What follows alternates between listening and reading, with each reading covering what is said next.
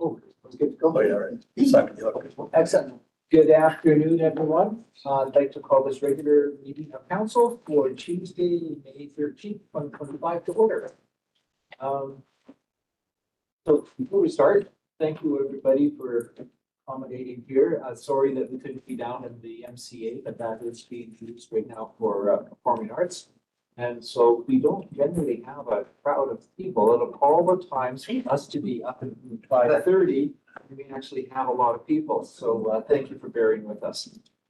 So I'll call for adoption of agenda. I'll move. By Councillor Shahal, second by Councillor Gibson. And all those in favor? Carries.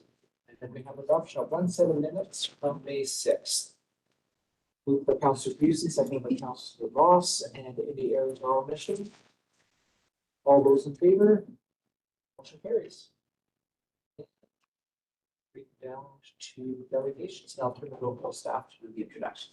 Thank you, Mr. Mayor. Item 5.1 is a delegation from the Abbotsford Curling Club. Chris Lam is here to present on the Abbotsford Curling Club and Event Center. Right here?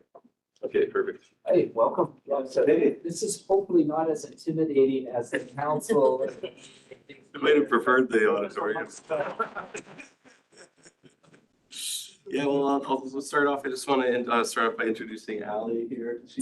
There's three of us who are gonna speak in our time slot here. So if you'd like to begin, we'll be speaking there. So imagine a place where camaraderie, community, and competition meet, where you can be your true, authentic self and have a feeling of belonging. To me, that place is the Abbotsford Curling Club. Good afternoon, Mayor, councillors, fellow community members. My name's Allie Bourne, and yes, I am a curler. Growing up, I was always interested in learning to curl as I had family members that were involved in the sport, but I already had too many extracurricular activities. So fast forward a little later in life, I joined my local curling club. After a year off for grad school and a move to the Fraser Valley, I landed at the Abbotsford Curling Club. There I joined the Learn to Curl program to receive some lessons from the coaches, and I joined a couple of the leagues. This is when my love and passion for curling really started to grow. I soon learned that the more I curled, the more I realized that it really wasn't about the wins and losses on the ice. It wasn't about the shots made or those missed. It was about the connections and the relation built off the ice that really, truly mattered. Because curling is community. Wherever I curled around the Lower Mainland or as far east as Fredericton, New Brunswick, I was always asked, where is your home club? And I proudly responded, Abbotsford. Wanting to give back to my sport and help promote it, in 2022, I helped start a tournament for novice curlers. This is where we pair newer curlers up with experienced ones to give them a fun exposure to a tournament setting. This year, I helped skip a team of junior curlers. And the very first team we played against was a team that was composed of 3 generations of the same family. And from grandson to grandma, they were all curlers. You know, I take a lot of comfort in knowing that curling is truly intergenerational. And as I age, it will be a sport because of the accessibility and adaptability. I'll be able to play for many years to come. In fact, this past season at the Abbotsford Curling Club, our youngest athlete was 9 and our most experienced was 90. And I'm excited to announce that in October, myself and 2 other enthusiastic coaches will be starting the Little Rockers program, and we'll be opening that up to curlers as young as 5 years of age.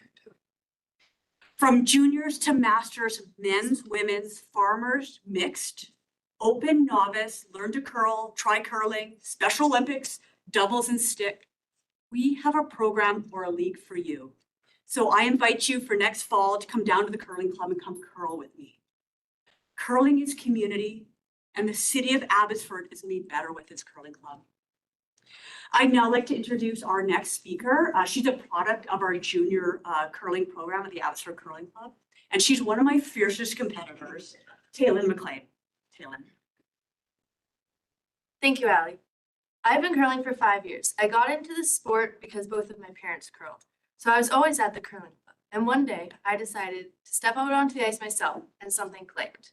What started as curiosity turned into passion, and that passion has never left. For many, relaxation after a long day comes from video games or quiet time at home. For me, it's stepping out onto the ice. School can be overwhelming, but curling takes a weight off my shoulders I didn't even realize I was carrying. It's a chance to clear my head, focus, and bring a sense of calm that's difficult to find anywhere else. Beyond the sport itself, curling has introduced me to a community that I now consider family. Some of the closest friendships in my life have been formed through practices, competitions, and time spent out at the rink. These friendships have pushed me to be a better curler and a better person. I am incredibly grateful to the Abbotsford Curling Club, who has made these friendships possible. This club has supported me every step of the way, and it's where I've grown, not only as a curler, but as a person. Today, I am proud to work at the Abbotsford Curling Club as an ice technician and in the pro shop. That work has taught me things I didn't expect to learn. I've gained insight into how ice conditions can shape the game. I've learned details that make a good curler even better. Working in the pro shop has also helped me build a customer service and retail skills, an understanding of what it's like to be a part of a team behind the scenes, and I don't know what I would do if I wasn't a curler. I don't know where life will take me, but I do know I'll carry everything I've learned with me on and off the ice. Curling has shaped me in ways I never expected. It has strengthened my character, sharpened my focus, and given me a true sense of purpose and belonging. I'm proud to represent the sport and the Abbotsford Curling Club. I'd now like to pass the stage to Chris Lamb. Thanks, Taylor. Thanks, Taylor and Ali, for speaking about the club today. And my name's Chris Lamb. I'm the president of the Abbotsford Curling Club right now. And yeah, they like to address the council. I'd like to just give you some history about the club, right? So, you know, in 1954, there were some curlers who really got tired of driving to other towns and going to other places to curl. And so they decided to build a club here in town for the community of Abbotsford. And when they did that, it took them a couple of years, and they built a 3-sheet ice, and it was over in Jubilee Park over by, I think it's now the pickleball courts, right? So, and, you know, that was, they ran out of there for about 20 years. And they got up to about 500 curlers, and it just got to be too many people for that place. So they started looking at different venues and different places that they could rebuild. And so they actually were looking there. Actually, it was over by MSA Arena. They were going to build over there, and they started talking to the Matsqui municipality at the time. But I guess I don't know if they went back and forth too much, but they ended up giving up with them and going to the Abbotsford City Council, and they talked with them and got everything worked out with the McMillan address we're at now. So I think it was January 8th, and what was it, 1977, when that club opened, and you know, that had 6 ice on it instead of 3. So, you know, so we were able to accommodate for the 500 people plus, and it's been growing ever since. And you know, the club was built by volunteers, and the money from the sale of the original building was actually put into to buy the materials and hire the special contractors and stuff like that, that other than volunteers. And I guess the original club was about $55,000 in 1957 is how much it cost to build it. And 1977, it was $352,000 to build that 16,000 square foot building, right? And they also had like our chiller plant back then was actually donated by Fraser Valley Refrigeration. So, you know, that was a huge expense of the club that they didn't have to pay because the chiller is really the heart of the club, right? So, other than the volunteers, of course. But yeah, about a year later, they spent about $440,000 on paving the parkade and everything like that. And for the past 50 years, we've been working successfully as a nonprofit, like, you know, running the club like for the past 50 years out of the Abbotsford Curling Club. And 1997, there's a lease created for by the city and Parks and Abbotsford Club that was actually kind of outlined all the rules and responsibilities of each party for the club. And then that, there was an extension and modification made to it in 2014 as well. But it's funny, as I was going through the history and all that, I found that like every 20 years or so, there was always a big interaction with the city. And it's usually when the chiller was going down or there was an issue with the big equipment and everything like that, where there was always a new deal that was being made and everything. And of course, here we are now, like last year, our chiller went down for 5 weeks and we had an Olympic event, like Olympic trials that we missed out on. And there were people coming from all over Canada that ended up all like redirecting to Pitt Meadows and Maple Ridge. And we did the event at the Golden Ears Club instead. And we kind of missed out on that income in the community, right? So, and we're trying to avoid that by, of course, working with parks, and we're working really well with them, trying to get an agreement together so we can move forward and have a forecasted plan for the equipment and everything like that. And we continue to run as a nonprofit, and we've got about 1,000 curlers like through our facility each year now, which is like, you know, double what we had when we had to grow out through the three rink place. And you know, our manager, our volunteers, Curl Canada and Curl BC have many events that they want to put on here at our facility, and we're being asked constantly to host events at our facility, because when people come from out of town, they really like our ice and they like the facility, and they're really happy with everything that we do and we offer.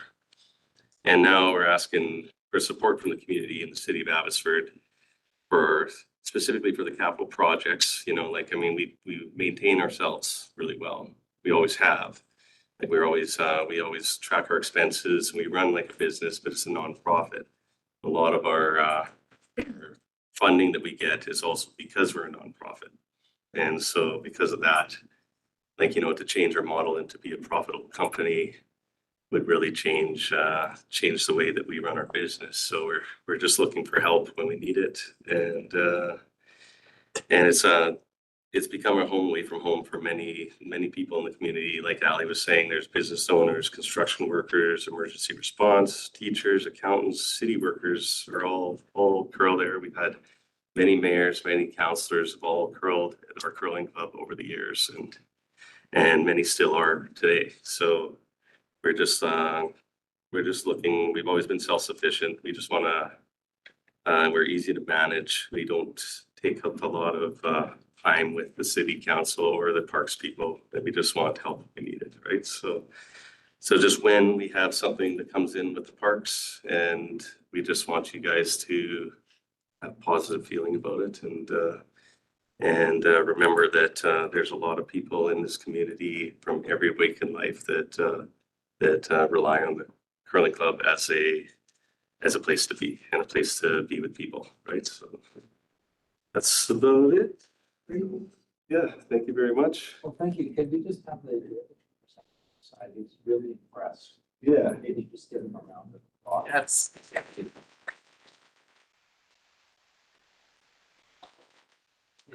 It's yeah. Absolutely. Well, thank you so much. Yeah. Is there any questions from council?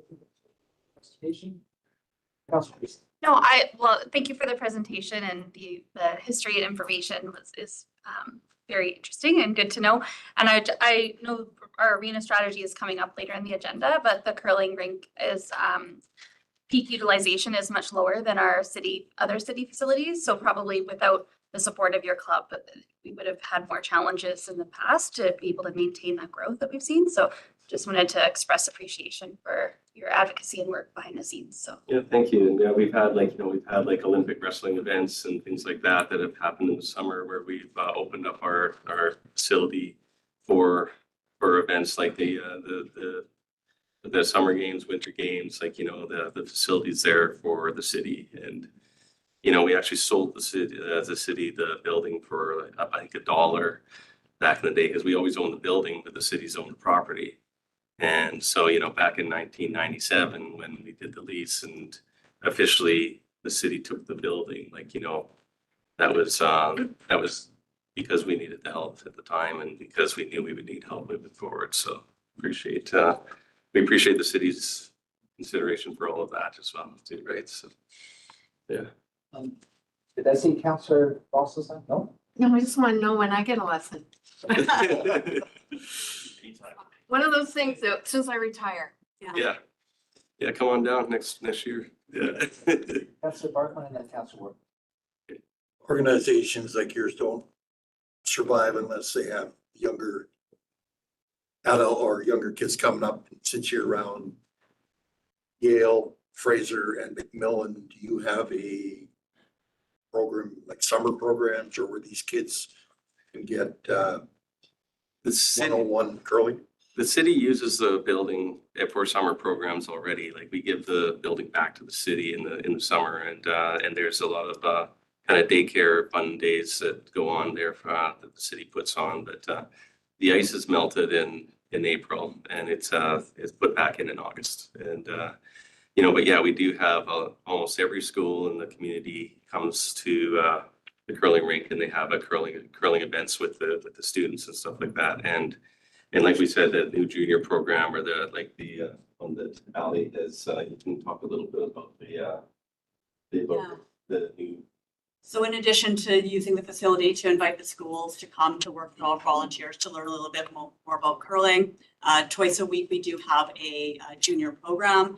It's also age and skill specific. So depending on the child's age and also their skill set, they're divided into groups. And this year we will be starting the Little Rockers program to try and get that demographic, the younger children, into the sport and interested in it a little bit younger so that we can continue to grow this sport for years to come. So again, at 5 years old, it's going to be fairly basic. We use smaller rocks and we use a shorter ice surface for that program. So we're excited to try and again, just keep expanding and reaching out to more of the community. Thank you. Yeah. Love that name, the Rockers. Yeah. I just always want to say thank you when people take time out of their day to come and be part of the process of local government. So thank you, everybody, for coming. And it's always good to put faces to the names of organizations and things in the community. So appreciate you all being here. Thank you. And if I could, I'd like to thank everybody who came today as well. Like, everybody here is involved with the curling club, I believe. Like, I think that every guest from inside of the club is here.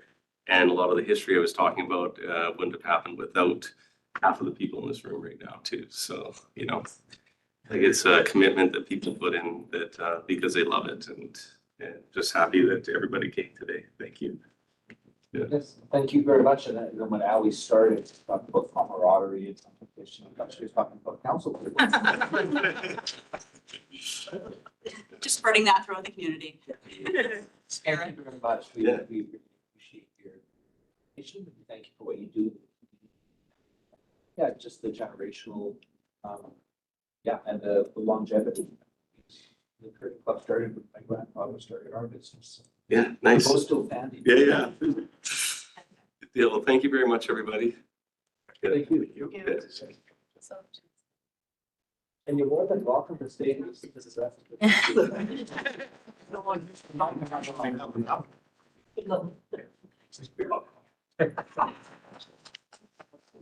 guys. Take care. Thank you. Which is kind of hurt that you don't want to listen. We'll catch a lot. Thank you for letting us run beyond 10 minutes. Frank, I should know you. Yeah. Right.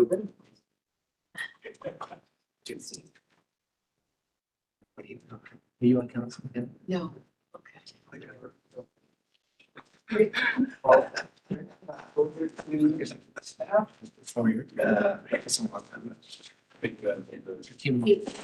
On the amount of council, that's when I started. Oh,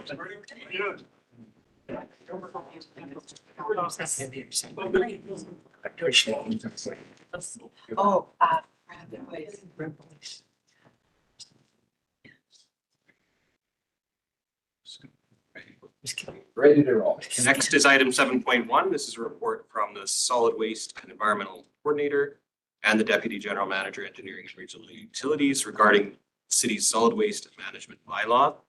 and it's for council's consideration today. This report recommends the bylaw be updated for three purposes.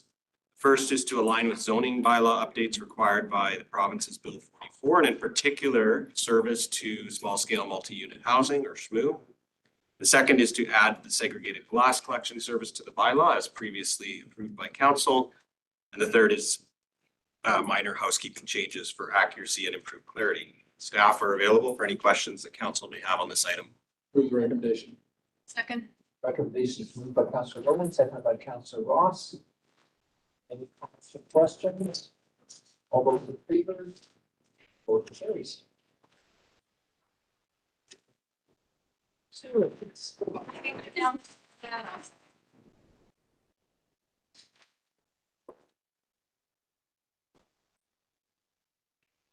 Next, we have item 7.2, Mayor Stevens, I'm going to call for Nashir, our manager of planning, partnerships and policies, up to 20% regional.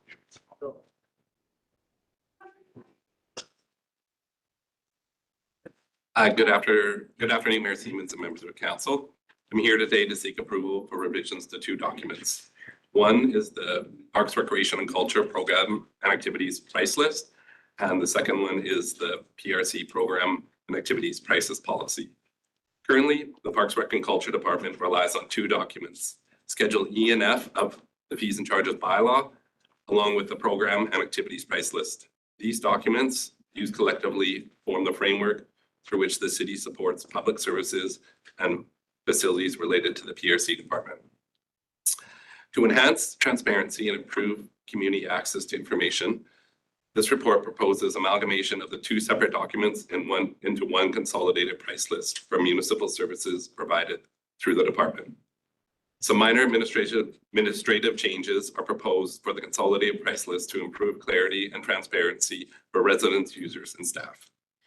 The annual fee increase in the consolidated price list will be based on the MPI, currently identified at 2.91% through the 2025 financial plan process.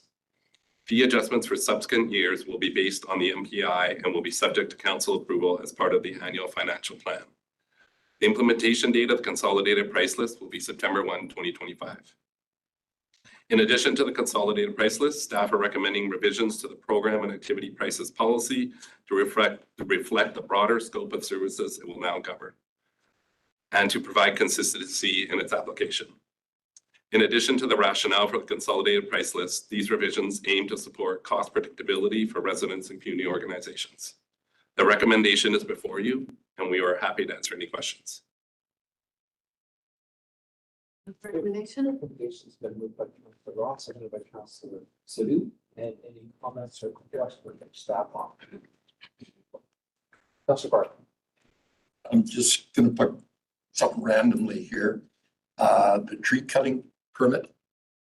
One tree is so much and then 2 to 5 is different. How do you determine what that fee is gonna be like? You go to other municipalities or what determines what you charge? Maybe all through the mayor, maybe I'll just address that question because some of the work predates Mr. Time with the organization. So a number of years ago, we reviewed all of the fees and charges, looked at our actual costs, and then compared them to market just to ensure that they were aligned. So there's kind of two pieces there. There's the actual cost of producing a permit or maintaining a space or whatever. There's some low comparison with market just to ensure that there's an alignment. A follow-up question? Well, I guess my question is, what's the difference? You have 1 tree or 5 trees, there's a $30 difference when all you're doing is changing the trees, I would imagine. The permit is the same. Am I asking a bad question or is that just the way we do things? So again, through the mayor, I will just note that our forest team and our forest planner review each individual tree process, and they do a thorough review just to ensure that trees aren't being removed unnecessarily or there aren't other solutions. So it is a fairly thorough process by our planners. Thank you. Councillor Gibson. In adopting this, is there any changes whatsoever in revenue. Yeah, through the mayor, as outlined in the report, it would be about $75,000 in increased revenue, and that would be from September to December range with the prices increasing as of September 1st, 2025. So it's an incremental increase then, you might say. Through the mayor, yes. Yes, a price index, so basically inflation. Thank you. Great, I don't see any other questions. All those in favor? Motion carries. And next item, please. Item 7.3 is the arena services and facility strategy. We're going to have co-presenters, Scott Ellenmeyer, Recreation, is going to take you through the strategy itself. And Mr. Jeff Payton, our Director of Recreation and Culture, is going to talk about the second. Thank you, Mayor and Council. As Todd mentioned, I'm joined by Jeff Payton, Director of Recreation and Culture Services, and virtually by Quentin Talbot Kelly from Cornerstone Planning Group to present the Stage 4 report on the arena service and facility strategy. Today's presentation will also provide a reminder of the process and timeline so far. Here's the agenda for today's presentation, including why we're here, a brief review of the process from Stage 1 up until today. We'll outline next steps in the process and provide an opportunity for feedback and questions. The purpose today is to provide council with a Stage 4 arena services and facilities strategy for approval, and further to gain direction to undertake a competitive process to engage interested parties in the development of an arena venue in Abbotsford on private land, with the city acting as an anchor tenant. Completion of the arena strategy was identified as a strategic priority under Principle 1, Inclusive and Connected Community. Development of the strategy has followed the city's 5-stage process and included public consultation at Stage 1 and Stage 3. Today, we are at Stage 4, final strategy for council approval. Stage 1 of the strategy process was focused on key findings and background information that was gathered through facility tours, facility usage analysis, facility condition assessments, new and emerging recreation trends, population and demographic data, and feedback from our stakeholders. Stakeholder engagement included community surveys, user group surveys, plus user group and staff virtual sessions. This research and analysis in Stage 1 identified 4 key themes to be further explored in Stage 2. Through these key themes, a number of options were explored in Stage 2, along with timelines for each of these various options that were considered. The options that were explored in Stage 2 resulted in an action plan that identifies 9 further directions categorized as either immediate, 1 to 5 years, medium, 5 to 10 years, or long-term, 10 plus years, based on the timeframe to implementation of the recommended directions. These 9 action items and timelines have not changed since they were presented to council in Stage 3 draft strategy. While all directions in the action plan are important, the timeline for each direction takes into consideration the resources and complexities associated with achieving the identified direction. After the Stage 3 draft strategy was approved by council, staff proceeded with the next round of public consultation to help inform development of the Stage 4 final draft. Consultation included public survey and a number of in-person and virtual stakeholder sessions to provide feedback on the final draft. Some of the invited stakeholder groups were unable to participate in the virtual sessions, so they were encouraged to participate in the public surveys as their input was valuable to the strategy development. The majority of the comments during this consultation were in support of the draft strategy and action plan directions. It expressed positivity that the city is developing an arena strategy to ensure for future service levels. The primary area of improvement identified through the consultation centered around the timelines, specifically action items 8 and 9. Most expressing concerns felt that these items should be moved up significantly in the timeline, as there are concerns regarding the state of existing arena facilities, which my colleague, Mr. Payton, will be speaking to shortly. Final draft of the arena strategy includes the action plan for implementation to ensure provision of arena facilities and associated service levels into the future. Following the public consultation process, the timelines for the action plan have remained consistent with the consultant's recommendations for 2 reasons. First, the timelines are intended to provide guidance as to the priority for implementation and associated work by staff. Work can begin on the directions in the medium and long-term planning items prior to these timelines, should resources be available to initiate that planning work. Secondly, action items can be accelerated on the timeline should council choose to do so, pending the availability of additional resources to support changes in the timelines or if current community ice availability were to change. Any adjustment to these timelines is also likely to be impacted by the city's ongoing efforts to balance infrastructure priorities across a number of service areas while striving to maintain Abbotsford as an affordable community in which to live and work. I'll now turn the presentation over to my colleague, Mr. Payne.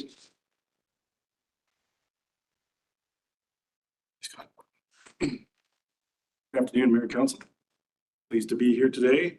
I'm going to start talking, give you a quick update on the immediate planning items within the strategy itself. Those are the first 5 short term. Targets for ice, dry floor, and curling have been identified in the strategy, and work on means of achieving these goals is well underway. As an example, one option for increasing arenas in the city will be discussed following the slides of following these slides. Number 2, increasing the availability of ice in the community. As you can see, we've recently signed an agreement with the rinks at Summit Center to ensure provision ice through that facility to the community for the next 5 years. There's also the potential to increase the amount of ice we're getting through Summit Ice if that is required. Also, as you can see, allocation hours at existing city facilities could also be increased. We do have ice time available at all city facilities. However, it's not desirable ice time. We will continue to offer these less desirable times to anyone interested, and theoretically, we could increase overall available hours of arena operation if demand was strong enough. Number 3, monitoring the new allocation policy. This is a very new process, and staff are still monitoring the impacts at an early stage. This was just implemented during the last round of allocations, so to say there's been much of an effect yet, we can't really say that, but we will continue to monitor it, and we'll bring back results as they come in. You just heard from the curling club, so this is very timely. A new agreement with the curling club to bring long-term stability to the facility is already being discussed with the club, and initial staff-to-staff meetings have occurred over the past few weeks, so very recent. These discussions are being led by PRC's business services team, and they will continue until a new agreement is reached. Number 5, as will be discussed in the following slides, the outcomes of discussions with potential private partners will dictate the direction taken on item number 5. Now I want to talk about action item number 8, which Scott mentioned earlier was one of the items identified from almost everybody we talked to, thinking that the timelines for this was too long. And after much internal discussion, many conversations with user groups, and looking at best practices in other communities, staff have determined the most logical next step in terms of action items is addressing action number 8 immediately, rather than in the medium 5 to 10 year window. This action could quickly gauge whether there is indeed interest in private companies partnering with the city to provide arenas in Abbotsford. This model works very successfully in other lower mainland communities, and exploring it now is a logical next step. In order to determine actual interest from developers, a transparent public process is required, as is permission from council to do so. Should a suitable partner be found, staff believes this is the most expeditious way to achieve the outcomes identified in the strategy. If all private developer options prove unachievable, then attention could be immediately turned to explore other potential options, such as city-led development or redevelopment on city lands. There are no financial implications to discuss at this time, and any financial requests required in the future would be brought forward to you through the annual financial plan process. Next steps, as previously indicated, many of the immediate planning items are already underway, and we'll continue that work. And with council's approval today, staff will begin delivery of a public process to engage private partners, potential private partners for development of arenas in Abbotsford. Recommendations are before you. Scott and I'd be happy to answer any questions you might have. Move to recommendation. Recommendation is moved by Councillor Lowen, and seconded by Councillor Workington. Thank you. Councillor Lowen. Thanks for the report.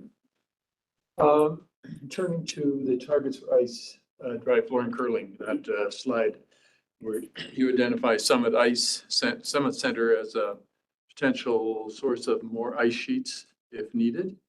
Can you quantify what what we're talking about in terms of how much ice, like how much can it buy us? And we're, as you understand and appreciate, we're getting a lot of public input, you know, pushing us to provide more ice sheets immediately.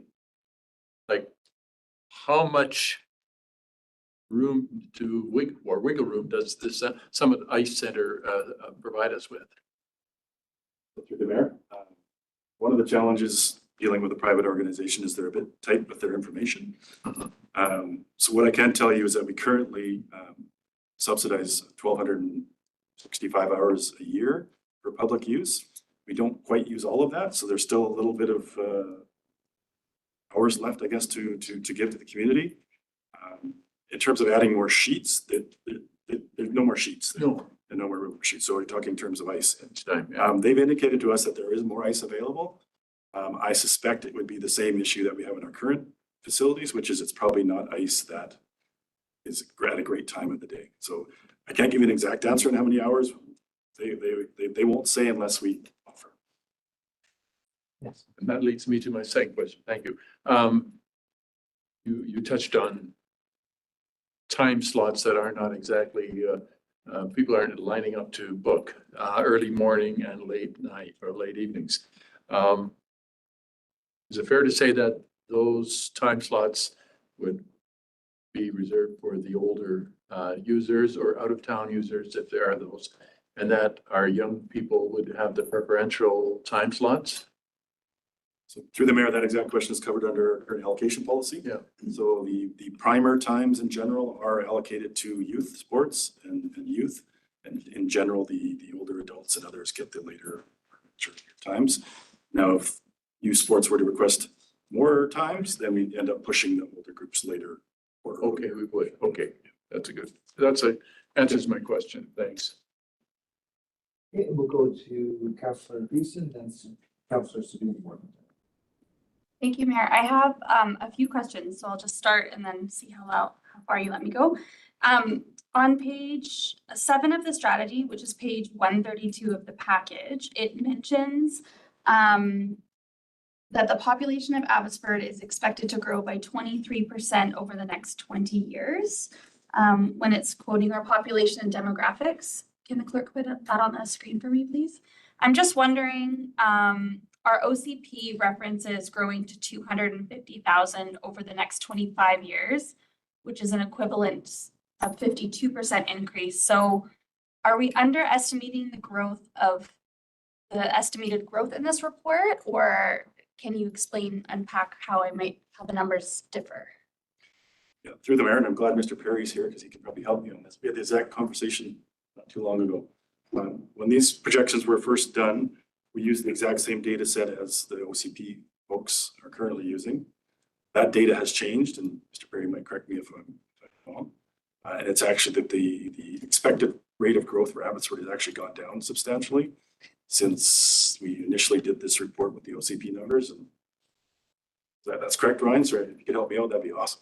Through the mayor, what I was referring to as BC Stats does revisit their numbers annually. And with recent changes at a federal level around immigration, they have brought our estimates down. That said, those could change again as well. So when we look at the OCP, we look at low, medium, and high growth scenarios. And that's where we get the medium growth of 250,000 by 2050, whereas Mr. Payton is referring to the BC Stats adjusted numbers, which are more current and probably related to the federal immigration changes.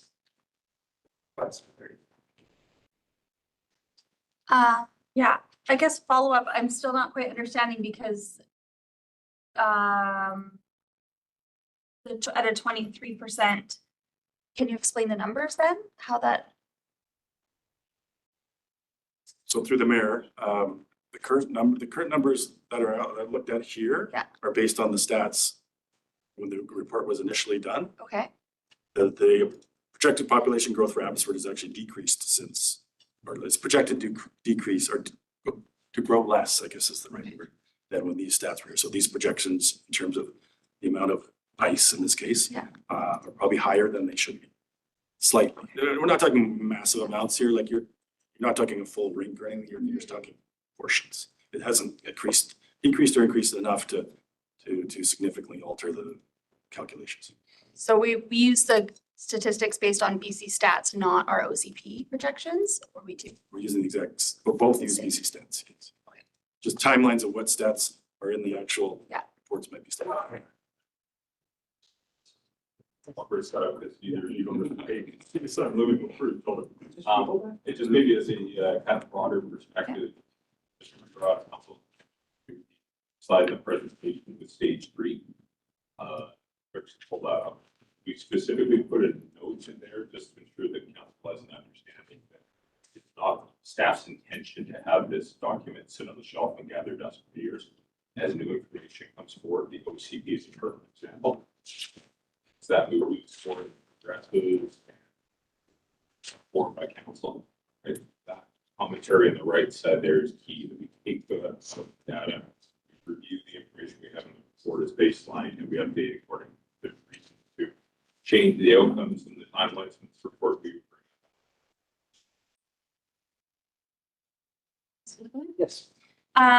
So the other piece on page 14 or one of the strategy, or 139 of my package, it mentions that we are assuming, I quote, we are assuming the current level of service is maintained. On page 11 of the strategy, it also states that the arena is our city arenas are operating at or above 85% peak utilization, which means we are at capacity and there is likely unmet demand, which I think was mentioned in the report. So just wanted to confirm that that's what we're basing our future utilization on as well, that we're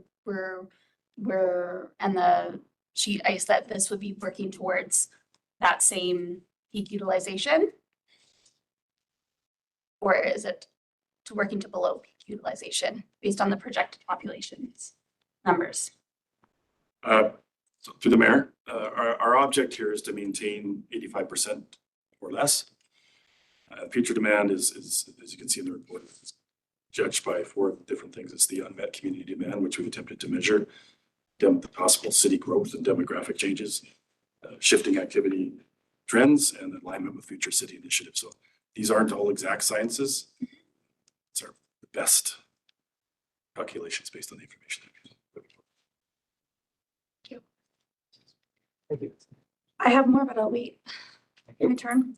Great, and I guess maybe just to that issue, and this is the beauty of also having, moving forward, what we're doing today, the private sector, I think has, they have maybe some perspectives that will be shared through this process as well. So we'll go to Councillor Sadu and then Councillor Workman. Thank you, Mayor. Just further to what Mr. Seward was talking about, the need is 1.6 ice sheets and 0.8. That's the future need. Is that fair to say, even though the information was collected a while ago, that's the long-term need? We just unpack that a bit? The mayor, correct. The information presented as is has not changed substantially. If you look at what's on the screen there right now, actually the 1.6 additional light sheets, so that's not changed. That's still the case based on the 4 items that I just talked about. So. Follow up, Mayor, if I may? Yes.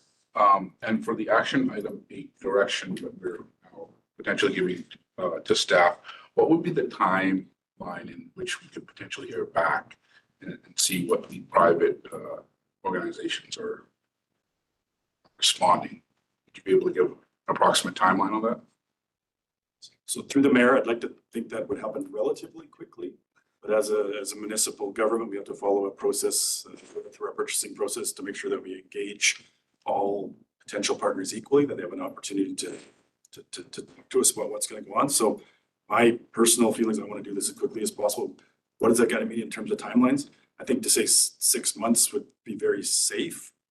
I would hope to do it much quicker than that. We need to give the market enough time to see our information that we want to get from them, collect that information, compile it, and bring it back to them. That takes a bit of time, but my goal is as quickly as possible. I know that doesn't help you in terms of timeline, but we'd like to get this going too. Thank you. Thank you, Mayor. Thank you. Councillor Workman. Yeah, thank you. So regarding Summit, we receive feedback from the public about the quality of that building building and the experience that people have when they're using ice time there.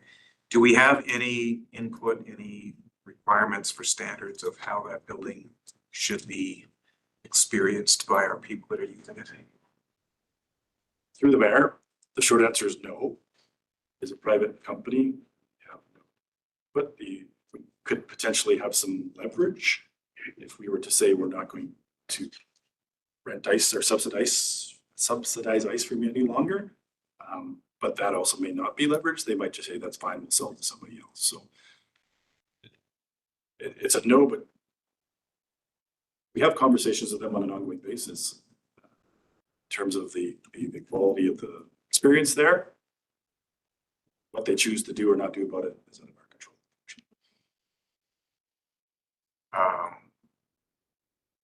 Don't know if I can ask an effective follow-up question.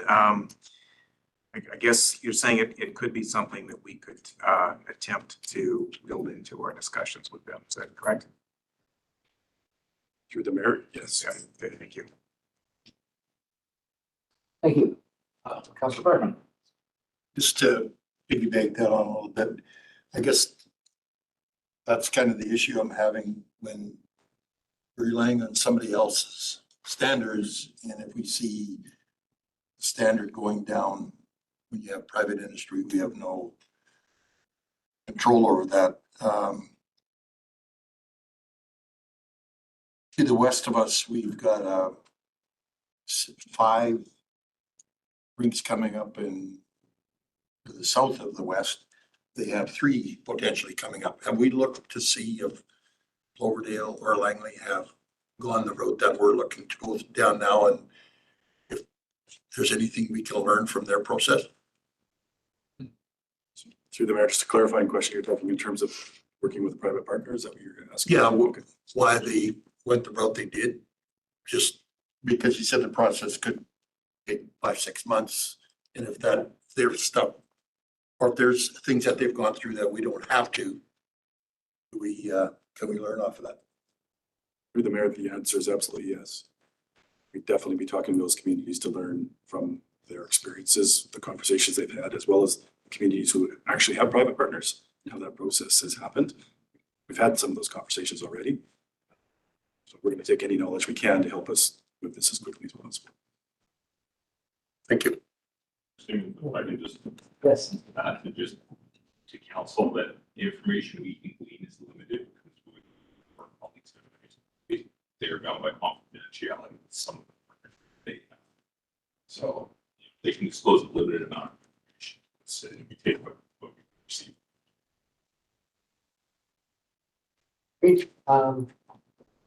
Just for our first round, is there anybody else that wants to speak? Now I'll go back to Councilor Jason. Thank you. So I had another question about the future demand projections. Page 14 of the strategy has a prediction of minor hockey decreasing by 17% in total hours over the next, I guess this is still the 20-year prediction. So I was just wondering, does that decrease from current, is that a current decrease from current registration, or does that consider the projected increase in population and possible user groups and then decrease by 17%? Or is that, because it's listed as hours, so. Sorry, through the mayor, can you just ask that question again? Yeah, it's on future demand. It's page 139 of our report, or 14 on the strategy. It shows a projected 17% decrease in minor hockey hours over the next 20 years. Projected growth demand, or I guess projected decrease in growth. So that, I'm just wondering, is that from current hours that minor hockey is using? They're projecting 17% down, or are we factoring in the growth first in our community of 20 years and then 17% down? So through the mayor, the projection, minor hockey and the other sports that you see there is based on Canada-wide stats first, in terms of where sports are projected to go as a whole. So that'd be a 19% decrease in registration in general in sports. So you can infer from that Abbotsford likely see a 19% decrease in registration over that time as well, which translates to certain numbers. So Factors in close. That's like. I don't think it would then. Or consult Through the mayor, council. So we have a consultant online who can see. Oh, yes, just couldn't see your picture there, Yeah. so yes. please Oh. go ahead. No problem. Through the mayor to councillor, thank you for the question. So to answer your question, what we have done is we've taken the existing amount of hours that were allocated to minor hockey. We've applied the growth factor of the population increase. We've applied a factor for the unmet community demand if it existed. And then we've also identified the overall trends for each of the different types of activities, minor hockey included. And so that projection that shows a reduction of 17%, as you've noted, does consider in the growth that would take place over the next 20 years. Thank you for clarifying that. Yes. Yeah, Marwa? no, thank you. I appreciate that clarification. So a little bit of relief there. So I guess I'll just close. I do have some comments. There are several reasons why I won't be supporting the recommendation. Very supportive of the intent to begin the conversations with private partners who might be interested in developing additional sheets of ice on private land. But I do have some significant concerns about some of these elements of the overall strategy. The strategy states that stakeholder and community engagement feedback emphasize that there is a demand to book arena space, but the existing supply does not have additional capacity to accommodate this demand.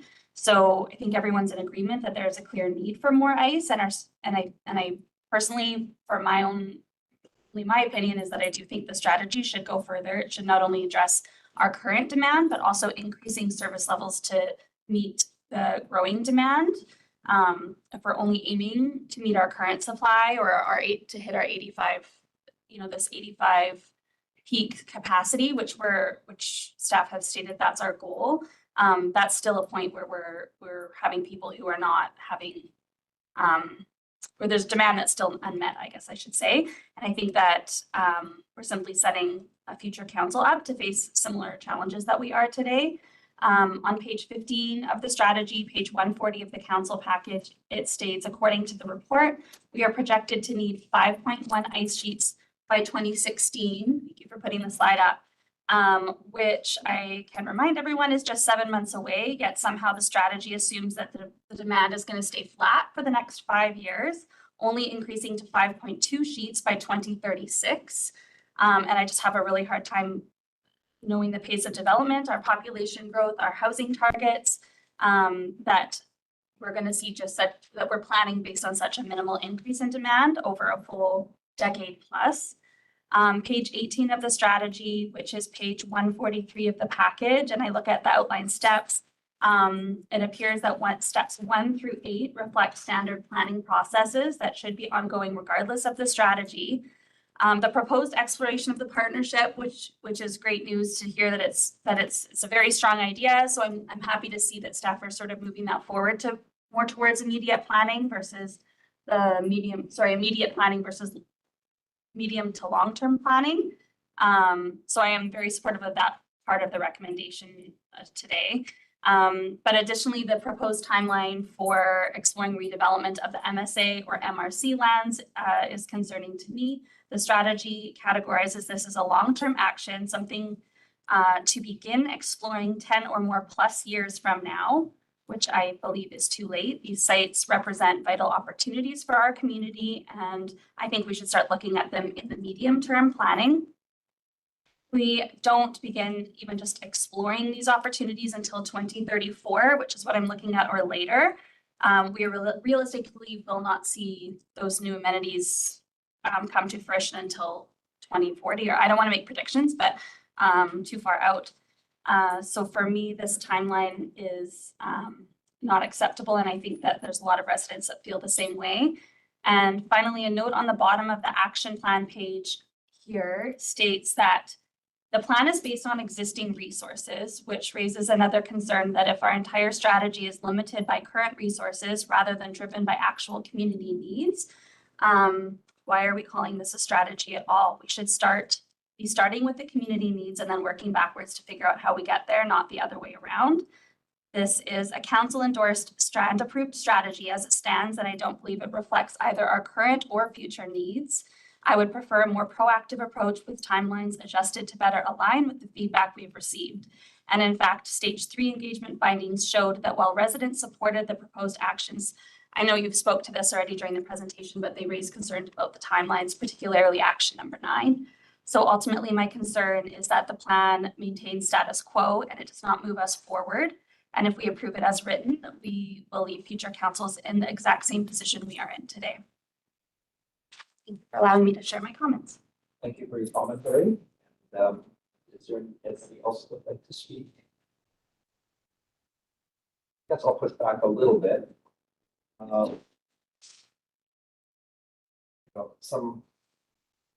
I don't disagree that we need to move things faster. And that is precisely what we're doing today. This is actually a fairly significant step forward to get the private sector west of us and in other parts of the country, the private sector, and I've been at UBCM when the private sector has talked to us, said that they would like to pursue. We encourage them to work with our staff. They know the market. And I think this is a good first step, because when we do have a proper agreement with a proper facility, I think that could take the pressure off of the taxpayer to provide. But there would be a partnership. We would do leasing. I think it is, we've got a lot of competing demands in our community. We just pulled the trigger on a fairly significant property purchase. But we won't be hearing back for at least 6 months on that. That will align, hopefully, when we get this type of information forward. So I would argue that we are not leaving future councils in a difficult spot. I think we are moving things forward. And once we get your back on this, that'll give us a little bit more clarity. I would love to see this move a little quicker. I think all of us are on the table, but we've had to get our water source. We've got that in place. We've got the funding in place, and we're working on that. We've got flood mitigation plans with our plan A, with our friends out at Barrowtown. That work is being on. That money is in the bank, and that work has started. We've got our police building. That was a fundamental challenge that we had to, as we grow as a community. That funding is in place. The building is completed. We're starting the renovation of the other. Those pieces of the long-term puzzle are in place. We've got our fire hall 6, and that funding is now in place. We haven't been able to collect development cost charges for some of those until just recently. But these projects are going to be put into our development cost charge in our community amenity. So we are building a bit of a war chest, but we had to get our financial house in order. So I would argue that we are leading future councils in a very good spot. And I think you're making some assumptions and prejudging the process that we're just at. We're still in the stages of getting all the information so that we can come forward. There will be a point in time where we're going to have to make some hard decisions on some expenditures, but right now we need to get this information in order to be able to go to next steps. So when people are criticizing us for taking 10 years, it's not going to take 10 years. This is what today's motion is actually advancing this. So I would hope that people are going to support this, but I wouldn't want to throw the baby out with the bathwater. This is a really important step and a bold move actually to move things forward. So I'm hoping that people will see that, and it's not what everybody. It's not, again, not going to please everybody, but I think it's moving things forward in a much faster way than where we were in the past, and we laid some pretty solid foundations to build on here. Councilor Ross. Yeah, I didn't speak right away because I was digesting what you said. And I don't disagree with most of it. Like, I appreciate, the deep dive that you did and all the homework that you did. And I appreciate the fact that this is an area where we have a desperate need. And I completely agree with that. But I guess I just, through the staff, just want to confirm. So this is a living document, correct? So doesn't mean this is set in stone. This is when it will occur. If we get funding opportunities earlier, whether it's through the private sector or grants or any other infrastructure opportunities, this could all change. This is probably, I'm probably saying this the wrong way, but this could be like the worst case scenario. And if we could move those timelines up to have a better case scenario. It's just that this is what we know right now, and we have to deal with what we have and the challenges that we have on the table. And, the other challenge you didn't mention, Mayor Siemens, is the highway widening. We have to pay tens of millions of dollars to get that completed too. So we do have a lot of challenges that we have to juggle. And so I will vote in favor of this, but having said that, I've read all the emails from people and I hear them. And I don't dispute what they have to say. And I think moving forward, all of us are going to keep all of that in mind, and we're going to keep pushing to move this timeline up a lot quicker whenever we possibly can. We're doing everything that we can to do that. Thank you. Councilor Berkman. So as we're going through this process, engaging the private sector, at the end of all this, are we also going to, staff going to come back saying this is how it would look if the city did it? This is how it's going to work if the private bids come in? Or are we waiting for the private bids to come in and then the city's going to say, now we're going to do ours? Or are these going to work tandem? Maybe also to Premier Stevens, just for us, fair to council, this step, the second recommendation is just to go to market. Determine if there's private interests that are interested in putting arena facility, at least 2 sheets on private land in the city. No other conversations, no other kind of dialogue with them. We'll bring that result back to council, whatever it may be, and see further direction. So at this point, there's nothing in the works. If the city put it on city property, 2 sheets, that's going to be after that process is done? And through the mayor, our recommendation is to seek council support to go out and leave that market.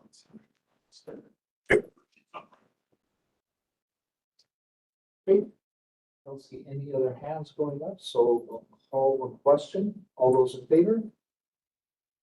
And opposed? Councilor Barkman and Houston are opposed. And motion carries. Thank you. Down to 7.4.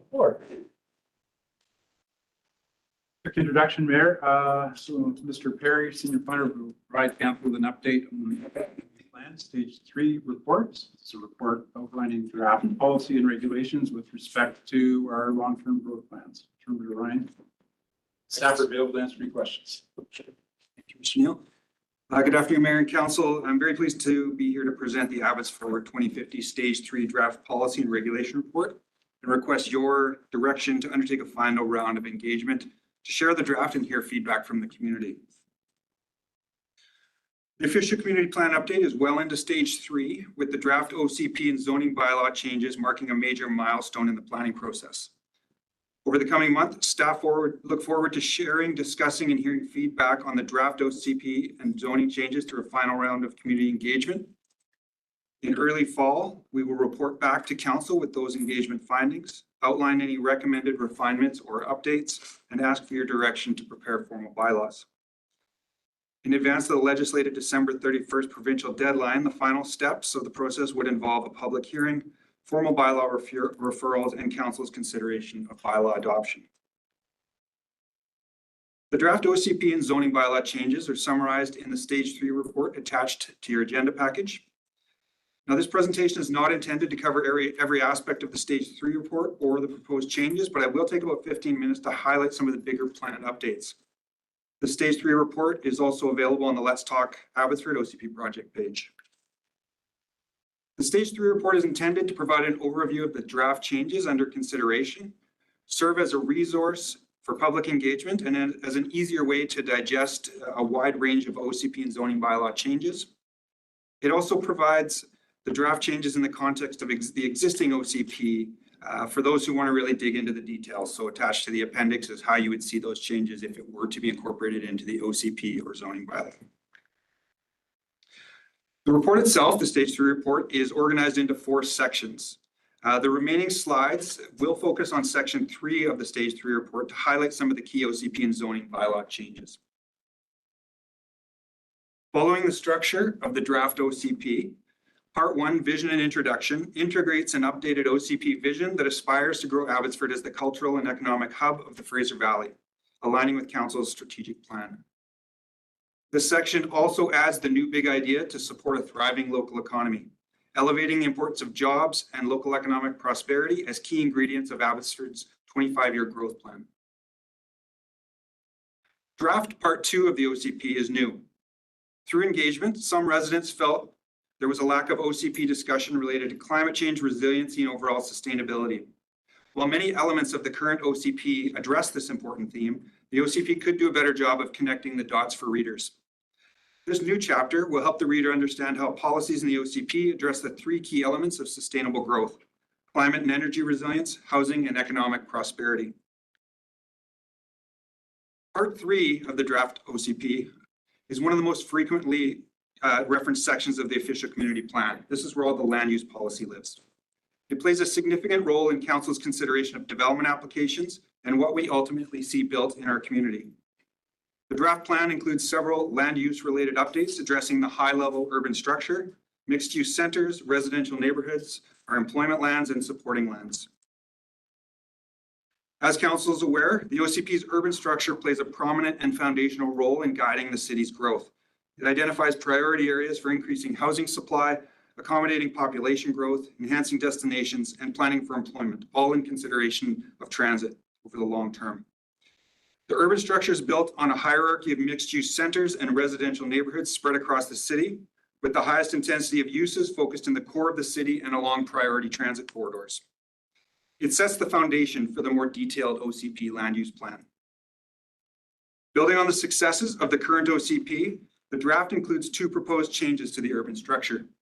First, it proposes to connect High Street and the hospital to the primary transit corridor with new secondary transit corridors. This further coordinates priority transit corridors with residential growth areas, major employment centers, and key destinations within the city. The second notable change proposes a new urban center south of Mill Lake on the secondary transit corridor. Today, this area is characterized by large lots with low-density housing, and given its location, it has the potential to offer more. Designating this area as an urban center would guide the transition of this neighborhood to a mixed-use hub with diverse housing, services, and commercial uses that complement the health campus and Mill Lake Park. This could mean more opportunities for seniors housing, health-related uses, and may help attract healthcare workers with more housing options near the health campus and major amenities. The draft OCP introduces a new look, feel, and naming structure for the more specific land use designations of the plan and the land use map. With small-scale multi-unit housing now required a part of OCPs across British Columbia, we had to rethink the arrangement of and relationship of uses all the way from our rural areas to the city center core. I expect it may take a bit of time to adjust to the new names, but we feel it's an improvement that's making it more intuitive. A few of the land use changes within the draft include a higher density limit in the city center to improve the viability of high-rise and improve urban design outcomes, particularly on small to medium-sized lots. Changes also include minor expansion of the city center residential designation to match the provincial transit-oriented area requirements. For urban center designated lands, the draft improves consistency across our 5 urban centers using the same designation name and permissions. Today, they have slightly different names and permissions. It removes the 6-story height limit while still acknowledging that some sites will be subject to height limits as per the airport flight path zoning. It provides new opportunities for density bonusing, expands the designation to include some new properties, and integrates the urban center designation as a key land use for reimagining the area south of Mill Lake. Today, McKee Village and University Village are similar, but they have slightly different permissions. In follow-up to June 2024 Council direction, the draft proposes 2 changes to McKee Village. First, to add institutional use, and the second to increase density slightly from 2 to 2.5 FSR. These changes would align the 2 areas, McKee Village and University Village, allowing us to collapse them into a single village center land use designation. They obviously will each have their own character, but they can be captured under the same land use designation. For neighborhood center designated lands, key updates include increasing permitted height from 4 stories to 6 stories and bumping density to support more housing. Reducing the size of West Abbotsford Neighborhood Center by redesignating lands south of Fraser Highway in consideration of the local context and landowner feedback. The draft also includes new guidance for integrating gas and vehicle charging stations in mixed-use centers more broadly, recognizing that these are still important components. There are no specific changes proposed for the historic center land use designation. However, updates are proposed to align the C7 historic downtown commercial zone with the OCP, which is a recommendation that comes out of the historic downtown neighborhood plan. Taking a look at some of the more notable changes to the residential designations in the plan, Urban 1 Mid-Rise is renamed apartment, and all lot sizes would be eligible for 2.5 FSR. There's no more difference between small lots and large lots in the draft. The draft adds new apartment areas along key corridors and near mixed-use centers. A new policy opens the door for considering apartment and townhouse proposals in the Salton Road Shore Crescent area, north of Highway 1. And policy enables consideration of new housing on surplus provincial highway lands as opportunities arise. Urban 2, ground-oriented, is now called townhouse in the draft plan. The draft adds new townhouse areas south of city center, along select major roads, and in parts of U District. Townhouse areas can still build single detached dwellings or some of the small scale multi-unit housing options, but they now have the option, or would have the option under the draft, to put lots together to build a larger coordinated townhouse project. The draft includes policy for further expanding townhouse areas to provide better housing and design outcomes where that works better, or it can be proven to work better. Sorry.